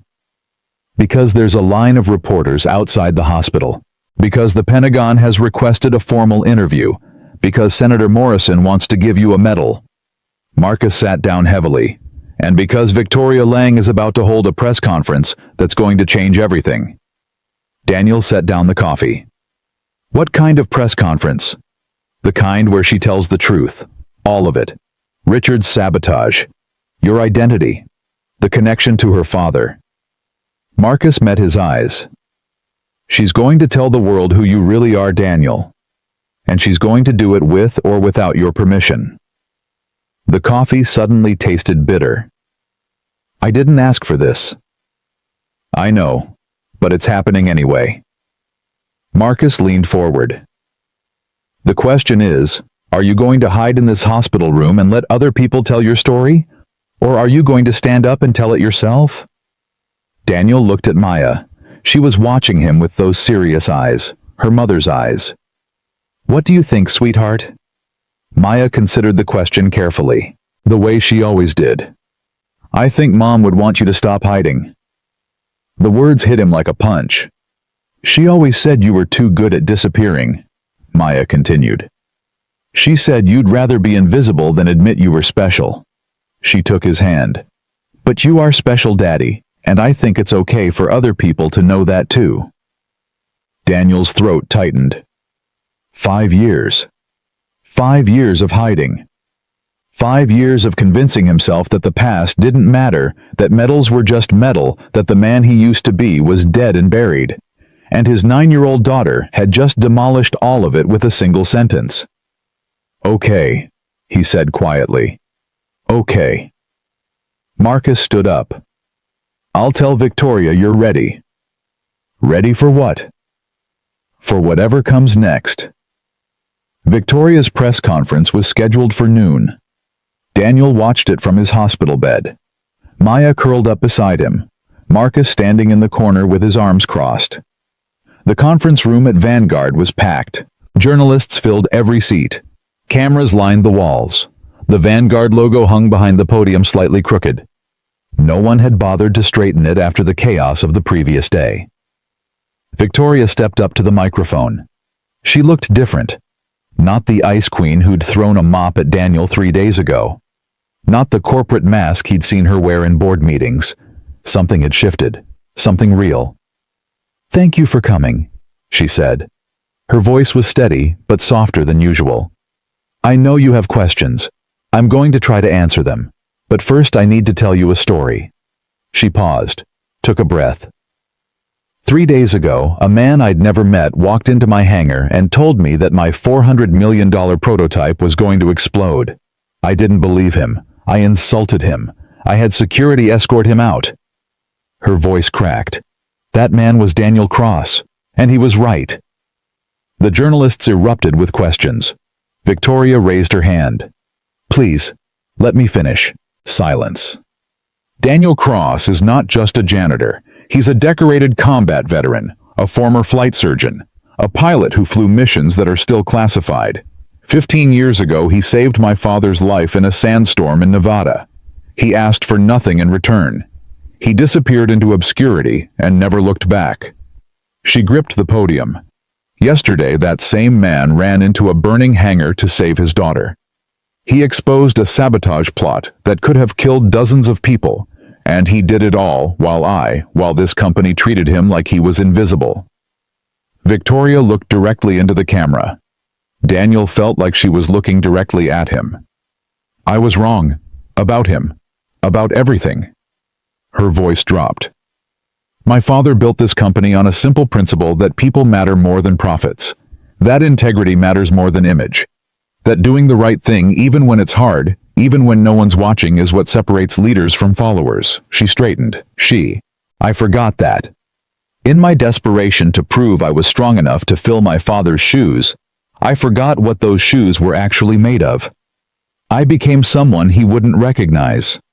Someone I don't want to be. A tear ran down her face. She didn't wipe it away. That changes today. Richard Kane, our former CFO, has been arrested for industrial sabotage and attempted corporate espionage. Several board members who were complicit in his schemes have resigned, and effective immediately, Vanguard Industries is launching a full internal investigation into our workplace culture.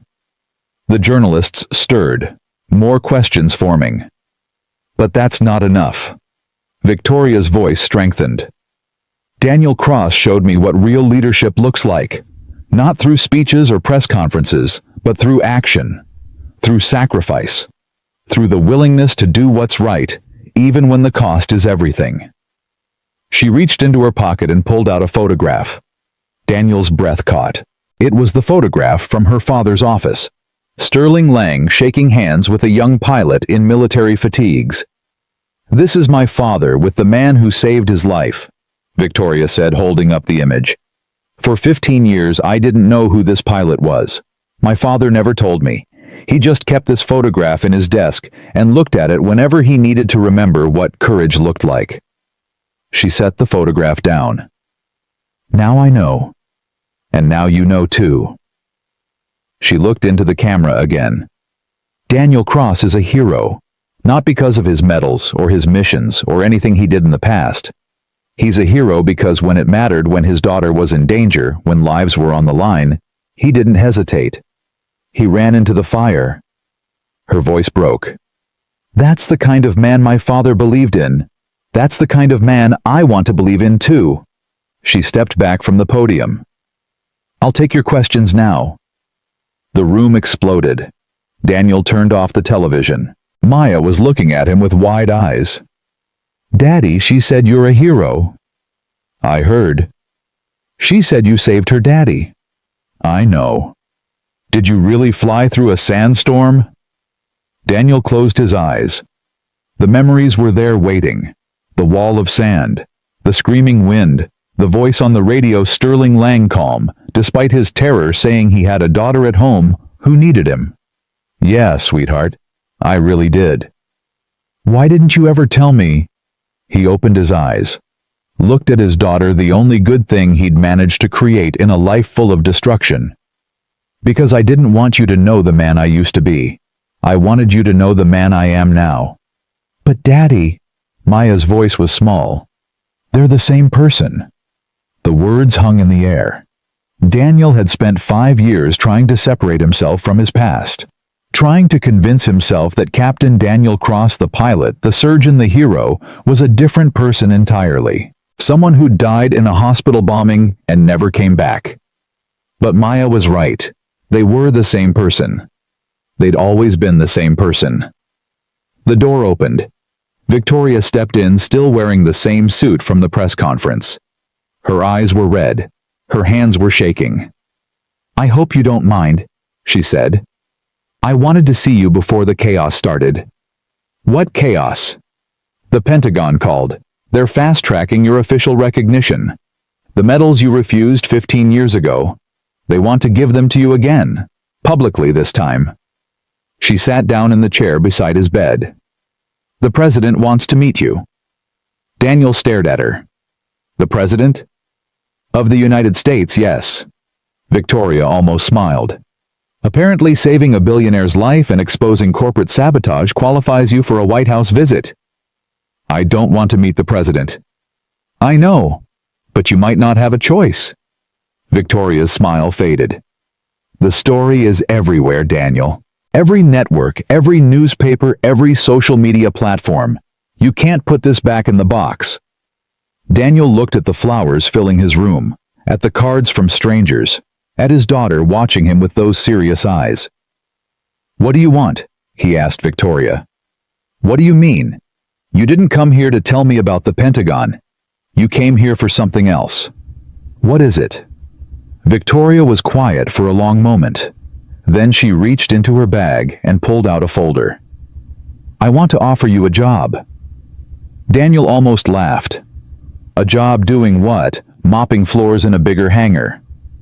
"No." Victoria opened the folder. Inside were architectural drawings, budget projections, mission statements. I want to build something my father would have been proud of, something that honors what you did, what you sacrificed. She spread the documents across his bed. A training center. For veterans who want to work in aerospace but can't afford the traditional pathways. For kids from underprivileged backgrounds who dream of flying but don't have access to flight schools. For anyone who's been told they're not good enough, not smart enough, not connected enough to touch the sky. Daniel stared at the drawings. I want you to run it, Victoria said.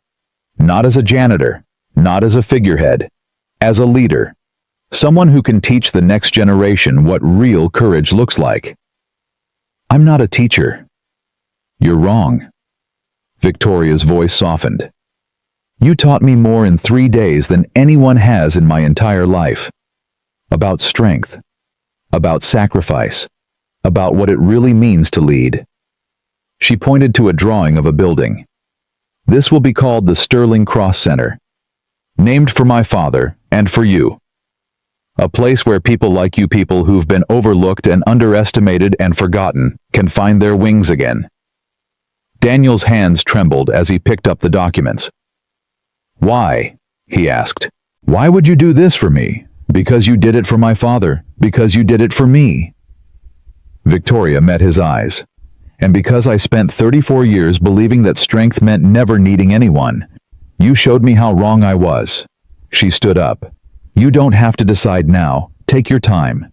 Heal. Be with your daughter. She walked to the door, then paused.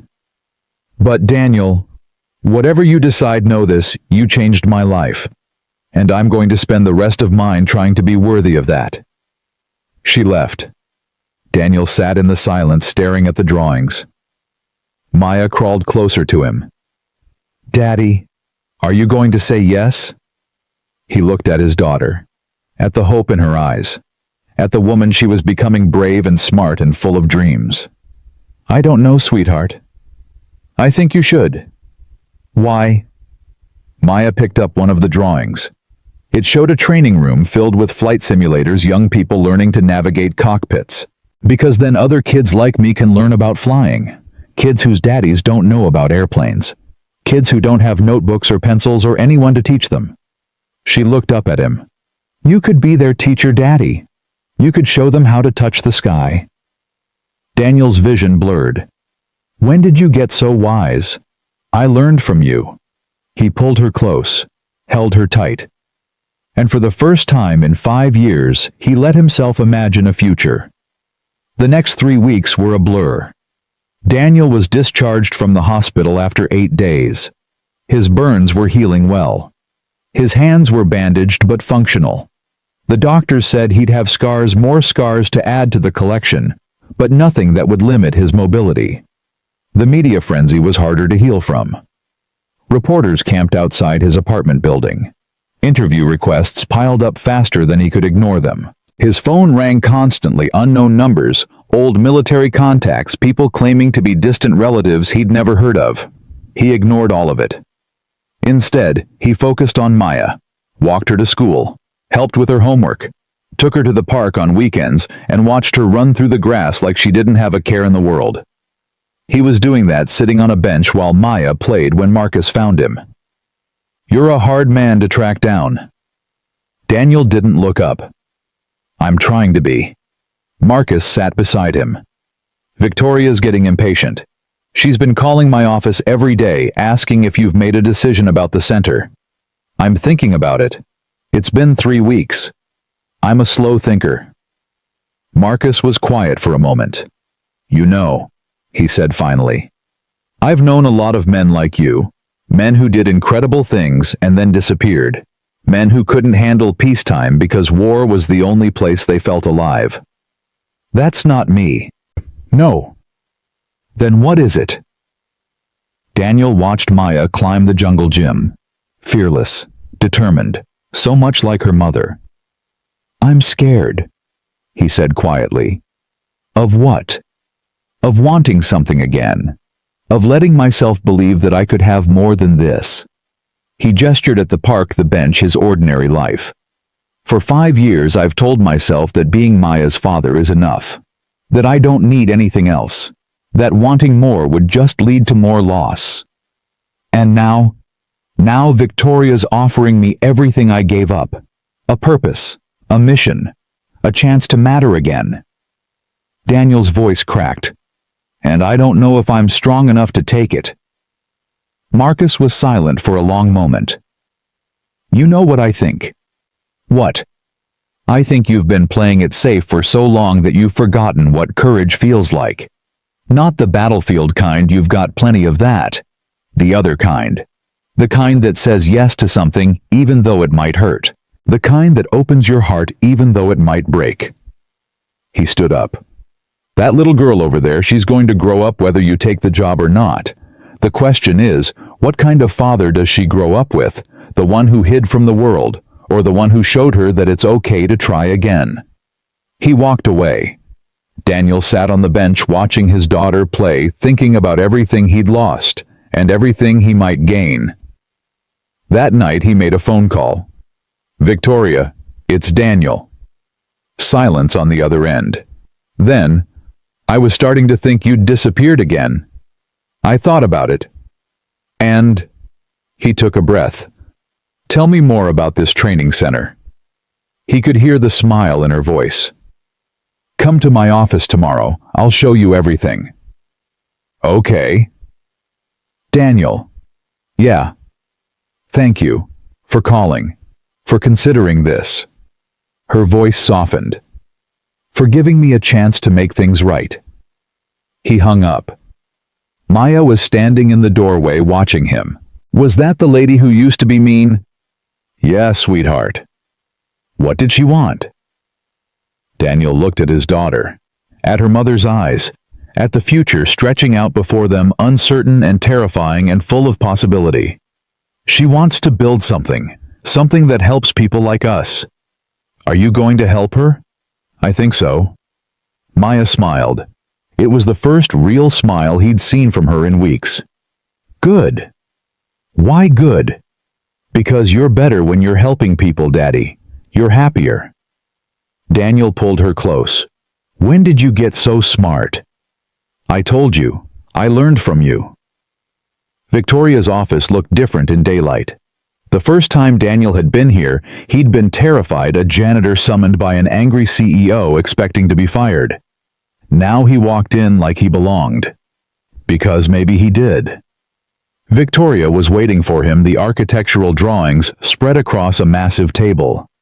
Models of buildings, budget projections, timelines. You came. I said I would. She smiled. It reached her eyes now. I wasn't sure. After everything that happened, I realized something. Daniel walked to the table looking at the drawings. You said you wanted to build something your father would be proud of. Something that honors what I sacrificed. Yes. He looked up at her. What about what you sacrifice? What about what you honor? Victoria frowned. What do you mean? This isn't just about me, Victoria, or your father, or the company. Daniel picked up a model of the training center. This is about you, about the kind of leader you want to be, about the legacy you want to leave. I know that. Do you? He set the model down. Because from where I'm standing, you're still trying to be Sterling Lang, still trying to fill shoes that were never meant to fit you. Victoria's face tightened. That's not. It is. And I understand why. I spent 5 years trying to be someone I wasn't, trying to pretend that Captain Cross was dead and Daniel the janitor was all that remained. He stepped closer. But Maya taught me something. Something I should have learned a long time ago. What? That you can't separate who you were from who you are. You can only integrate them, accept them, use them to become something better. Victoria's eyes filled with tears. I don't know how to do that. Neither do I. Daniel took her hand. But maybe we can figure it out together. She stared at him. At this man who'd cleaned her floors and saved her company and run into fire for his daughter. This man who'd humiliated her and forgiven her and somehow impossibly become her friend. Together, she repeated. Partners. Not employer and employee, not hero and CEO, partners. Victoria squeezed his hand. I'd like that. Good. Daniel let go and turned back to the drawings. Now show me what you're planning. And don't leave anything out. They talked for hours. About the training center. About the curriculum. About scholarships and mentorship programs and partnerships with military organizations. About Victoria's vision and Daniel's experience and the gap between dreams and reality. Maya joined them after school, brought by Marcus. She'd been doing that a lot lately, spending time with Victoria, asking questions, sharing her drawings. The two of them had developed an unlikely bond. Miss Victoria, look. Maya held up her notebook. I designed a new kind of jet. It's solar-powered. Victoria studied the drawing seriously. Tell me about the engine placement. Maya launched into a detailed explanation involving turbines and thermal efficiency. Victoria listened intently, asking questions, offering suggestions. Daniel watched them from across the room. 2 weeks ago, Victoria Lang had thrown a mop at his chest and called him nothing. Now she was crouched beside his daughter discussing aerospace engineering like it was the most important conversation in the world. People could change. He'd almost forgotten that. Later, after Maya had fallen asleep on Victoria's couch, Daniel and Victoria stood by the window, looking out at the runway where the Apex prototype had once stood. We're going to rebuild it, Victoria said. The jet, better this time, safer. Good. The Pentagon still wants their demonstration, but I told them we're not rushing anything, not anymore. Daniel nodded. I've been thinking, Victoria said slowly, about what you said. About integrating who I was with, who I am. And I think I've been so afraid of failing that I forgot why I wanted to succeed in the first place. She turned to face him. My father didn't build this company to make money. He built it because he believed in something. He believed that ordinary people could do extraordinary things if someone just gave them the chance. He was right. I know that now. Victoria's voice dropped. Because of you. Daniel looked at her. At the woman she was becoming. Not Sterling Lang's daughter. Not the Ice Queen CEO. Something new. Something real.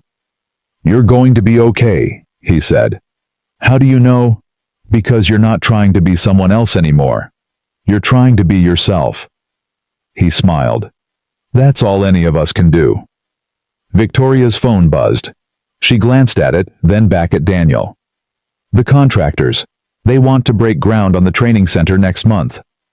That's fast. I told them it was a priority. She hesitated. There's one more thing I need to ask you. What? The opening ceremony. When the center is finished, I want you to give a speech. Daniel's stomach dropped. A speech. Nothing long. Just tell your story. Tell people why this matters. I'm not good at speeches. You're good at truth. That's all anyone needs. Daniel thought about the press conferences, the interviews, the endless requests he'd ignored. He hated being in the spotlight, hated the attention. But this was different. This wasn't about fame. It was about purpose. Okay, he said finally. I'll do it. Victoria smiled. Thank you, Daniel, for everything. He looked at his daughter still sleeping on the couch, at the drawings spread across the table, at the future taking shape around them. Thank you for giving me something worth fighting for again. They stood in comfortable silence watching the sun set over the runway. Two people who'd started as enemies. Two people who'd found something unexpected in each other. Two people who were finally ready to stop running and start building. The reckoning was over. Now came the hard part. Now came the future. 1 year later, the Sterling Cross Center opened its doors. Daniel stood at the entrance wearing a suit for the first time in 6 years. The tie felt like a noose around his neck. The shoes pinched his feet. Everything about this moment felt foreign and familiar at the same time. "Daddy, you look weird." Maya stood beside him, wearing a blue dress that Victoria had bought her. Her hair was braided, something Mrs. Rodriguez had done that morning, while Daniel fumbled with his cufflinks. "Thanks, sweetheart." "I mean weird in a good way. Like when superheroes take off their costumes and pretend to be normal people." Daniel laughed. "I'm not a superhero." "You are to me." The words hit him the way they always did, straight to the heart. A year ago, he'd been mopping floors and hiding from the world. A year ago, he'd convinced himself that being invisible was the same as being safe. A year ago, he'd forgotten what it felt like to want something. Now he stood in front of a building with his name on it. The Sterling Cross Center. 60,000 square feet of training facilities, flight simulators, classrooms, and workshops. A place where veterans could find new careers, where underprivileged kids could learn to dream, where ordinary people could discover that they were capable of extraordinary things. Victoria had made it happen. Every permit, every contract, every impossible deadline, she'd pushed through all of it with a determination that reminded Daniel of her father. But she wasn't Sterling Lang anymore. She was something better, something her own. "You ready?" Marcus appeared beside him, tablet in hand. "The crowd's getting restless." Daniel looked through the glass doors at the auditorium inside. 300 people. Journalists, politicians, veterans, students from schools across the state, all waiting to hear him speak. No. Good. The best speeches come from people who don't think they're ready. That doesn't make any sense. Welcome to public speaking. Marcus clapped him on the shoulder. "You've got this. Just tell them the truth." The truth. Daniel had spent 5 years running from the truth, hiding it, burying it under uniforms and mops and the daily grind of survival. Now he was supposed to stand in front of 300 people and lay it bare. "Daddy?" Maya tugged his hand. "I wrote something for you, in case you forget what to say." She held up a piece of paper. Daniel took it. 3 words written in purple crayon: "You are enough." His throat tightened. "Thank you, sweetheart." "Mom used to say that to you, when you came home from work and looked tired. I heard her once when I was supposed to be sleeping." Daniel stared at the words. Elena's voice echoed in his memory, soft and sure, and full of faith he'd never felt in himself. "You are enough." He'd forgotten. For 5 years he'd forgotten. "Okay," he said. "Let's do this." The auditorium fell silent when Daniel walked in. He felt every eye on him as he made his way to the stage. The journalists with their cameras. The politicians with their calculating smiles.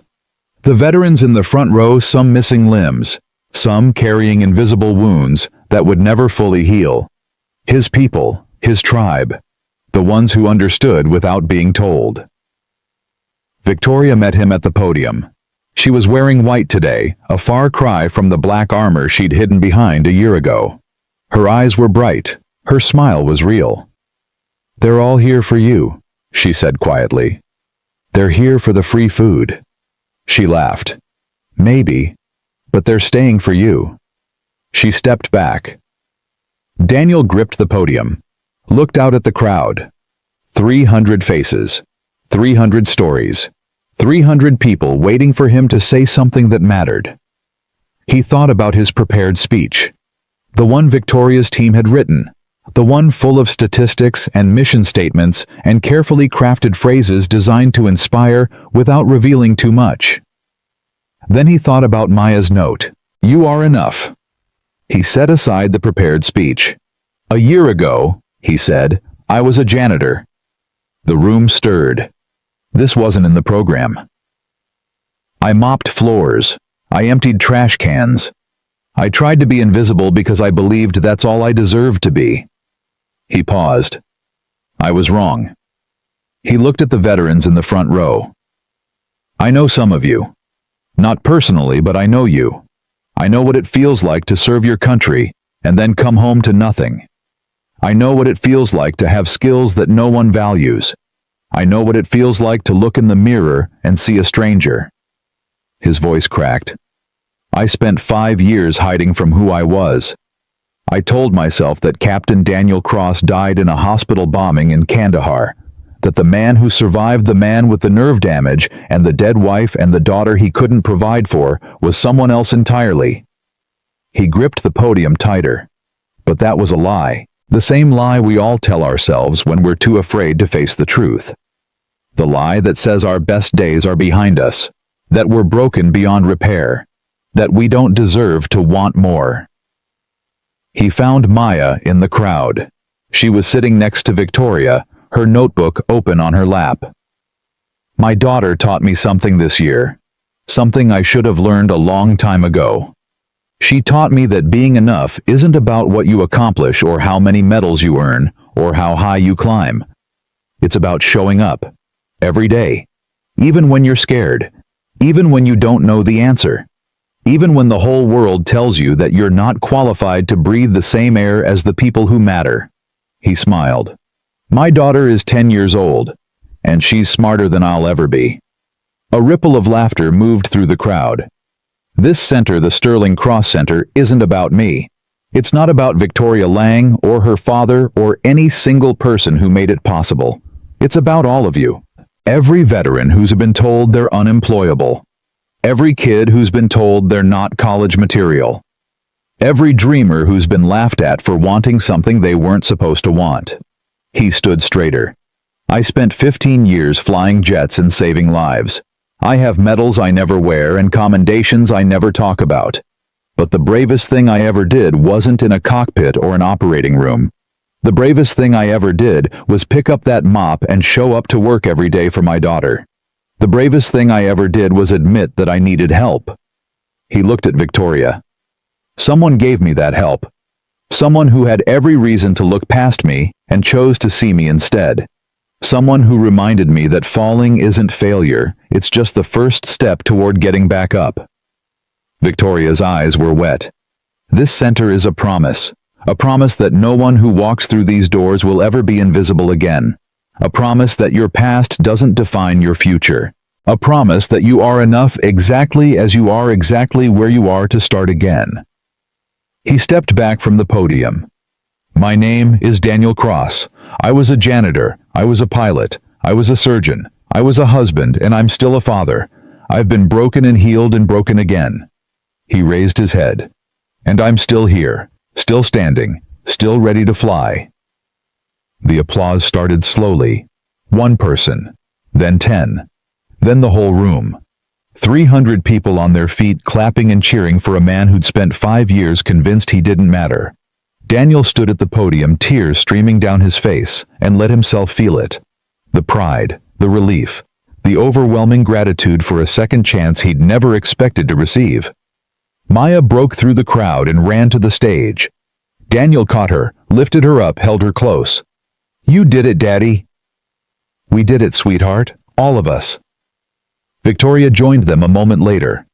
She didn't say anything. She didn't need to. She just stood beside them, her hand on Daniel's shoulder, her smile saying everything words couldn't. The cameras flashed, the journalists shouted questions, the politicians jostled for position. But Daniel didn't hear any of it. All he heard was his daughter's voice. "You are enough." The reception lasted 4 hours. Daniel shook hands until his palm went numb. He posed for photographs until his face ached from smiling. He answered the same questions over and over about his service, about the bombing, about the fire, about Victoria. Through it all, Maya stayed by his side.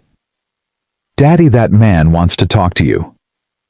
Daniel looked where she was pointing. A young man in a wheelchair, maybe 25, missing both legs below the knee, was trying to navigate through the crowd. "Excuse me?" Daniel said to the senator he'd been talking to. "I'll be right back." He walked over to the young man, crouched down to eye level. "Daniel Cross, sir." "Just Daniel." The young man's eyes were wet. "I saw your speech. I wanted to thank you." "For what?" For saying what I needed to hear. The young man looked down at his legs, or where his legs used to be. I lost these in Afghanistan, IED, 2 years ago. Everyone keeps telling me I'm a hero, but I don't feel like one. I feel like nothing. The young man nodded. Daniel pulled up a chair and sat beside him. What's your name? Torres, James Torres. James, can I tell you something? Yes, sir. You're not nothing. You're just lost. Daniel leaned forward. I was lost too. For 5 years. I convinced myself that the man I used to be, the pilot, the surgeon, the soldier, was dead. That the only thing left was a shell that could push a mop and pretend to be alive. He put his hand on James's shoulder. But shells don't feel pain. Shells don't grieve. Shells don't look at their reflection and wonder who's looking back. He met the young man's eyes. You're not a shell, James. You're a person who's been through hell and survived. That's not nothing. That's everything. James's tears fell freely now. I don't know how to start over. Neither did I, but I had help. And now you do too. Daniel gestured at the building around them. This place, everything in it is for people like you, like us. People who need a chance to find themselves again. He stood up. When you're ready, not now, not tomorrow, but when you're ready, come back here. Apply for the program. Let us help you find your wings again. James wiped his eyes. What if I can't? You can. Daniel smiled. I know because I did, and I'm nobody special. You're wrong about that, sir. Maybe, but I've learned that being special isn't about what you accomplish, it's about what you overcome. He shook James's hand. I'll see you soon, soldier. Yes, sir, you will. Daniel walked away. When he looked back, James Torres was sitting straighter in his wheelchair. His eyes were still wet, but there was something else there now. Hope. The same hope Daniel had found when he'd stopped hiding and started living. Maya found him on the roof an hour later. The reception was winding down. Most of the guests had left. Victoria was still inside handling the last of the press interviews and donor meetings. Daniel stood at the edge of the roof, looking out at the runway, where a row of training jets sat waiting. Daddy! He turned. Hey, sweetheart, how'd you find me? Miss Victoria said you always disappear when things get too loud. She said to check high places. He laughed. She knows me too well. Maya walked over and stood beside him. For a long moment, they just looked at the sky together. Daddy! Can I ask you something? Anything. Do you miss flying? The question hit him like it always did, like a punch to a bruise that never quite healed. Every day. Why don't you fly anymore?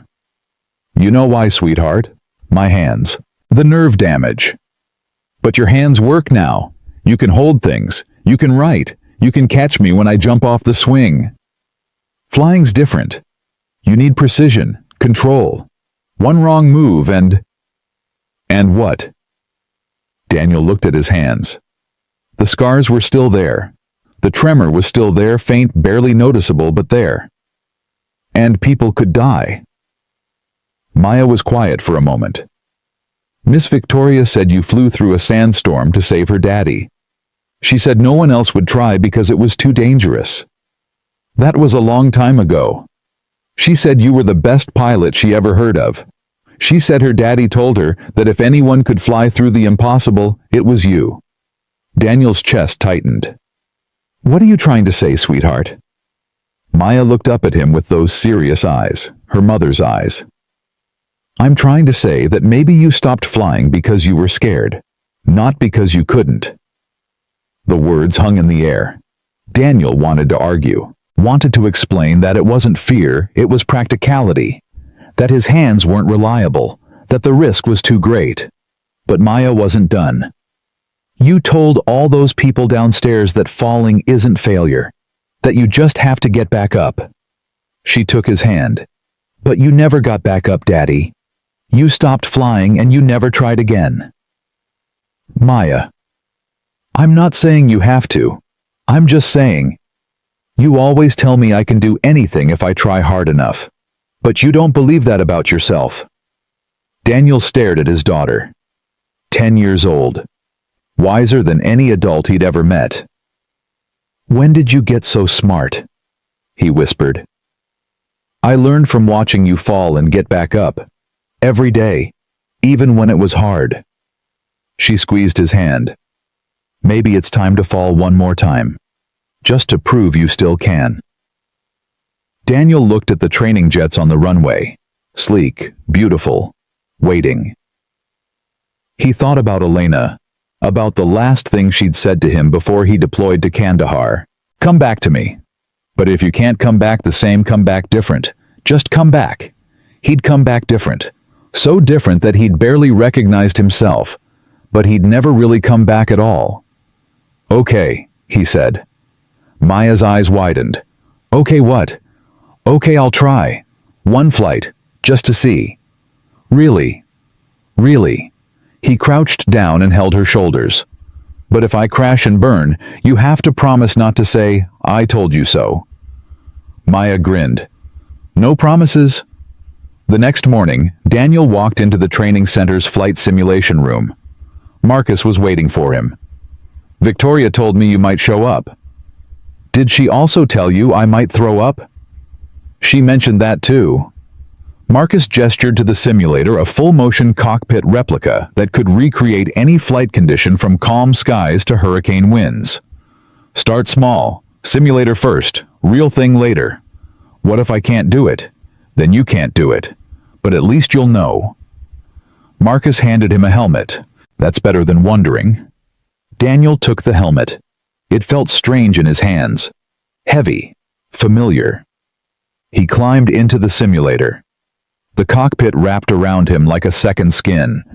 The controls were different from the jets he'd flown, newer, more advanced, but the basics were the same. Stick, throttle, instruments, the language of flight. He gripped the controls. His hands trembled. Just breathe. Marcus's voice came through the headset. Take your time. There's no pressure here. Daniel closed his eyes. He thought about Kandahar, about the sandstorm, about the moment he'd decided to fly into the impossible because a man's daughter needed her father to come home. He thought about Elena, about Maya, about everything he'd lost and everything he'd found. Then he opened his eyes, pushed the throttle forward, and flew. The simulation lasted 47 minutes. Daniel flew through clear skies and turbulent storms. He executed maneuvers he hadn't attempted in 6 years. He pushed the virtual aircraft to its limits and then pushed further. His hands shook, but they held. His nerves screamed, but they obeyed. When he finally landed the simulator and climbed out, his legs were trembling and his face was wet with tears. Marcus was waiting.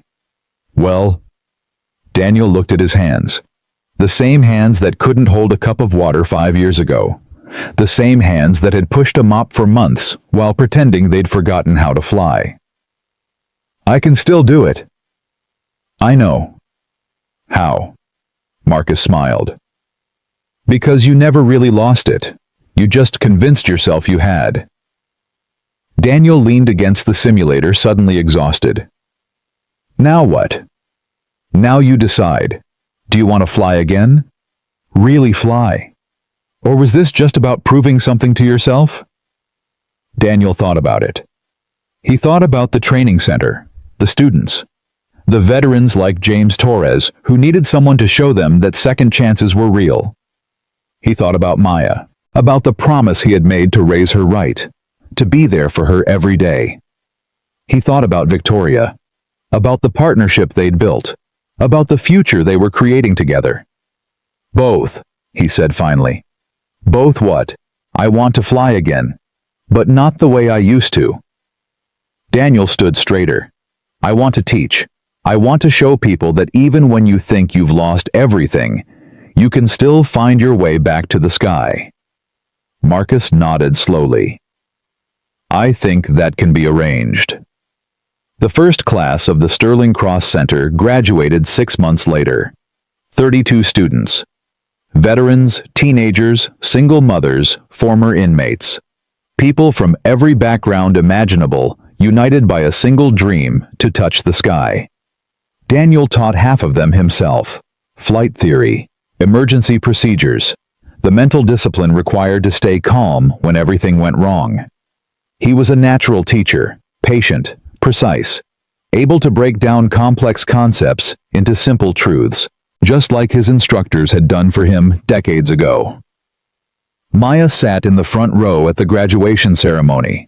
12 years old now, taller, smarter, still carrying her notebook everywhere she went.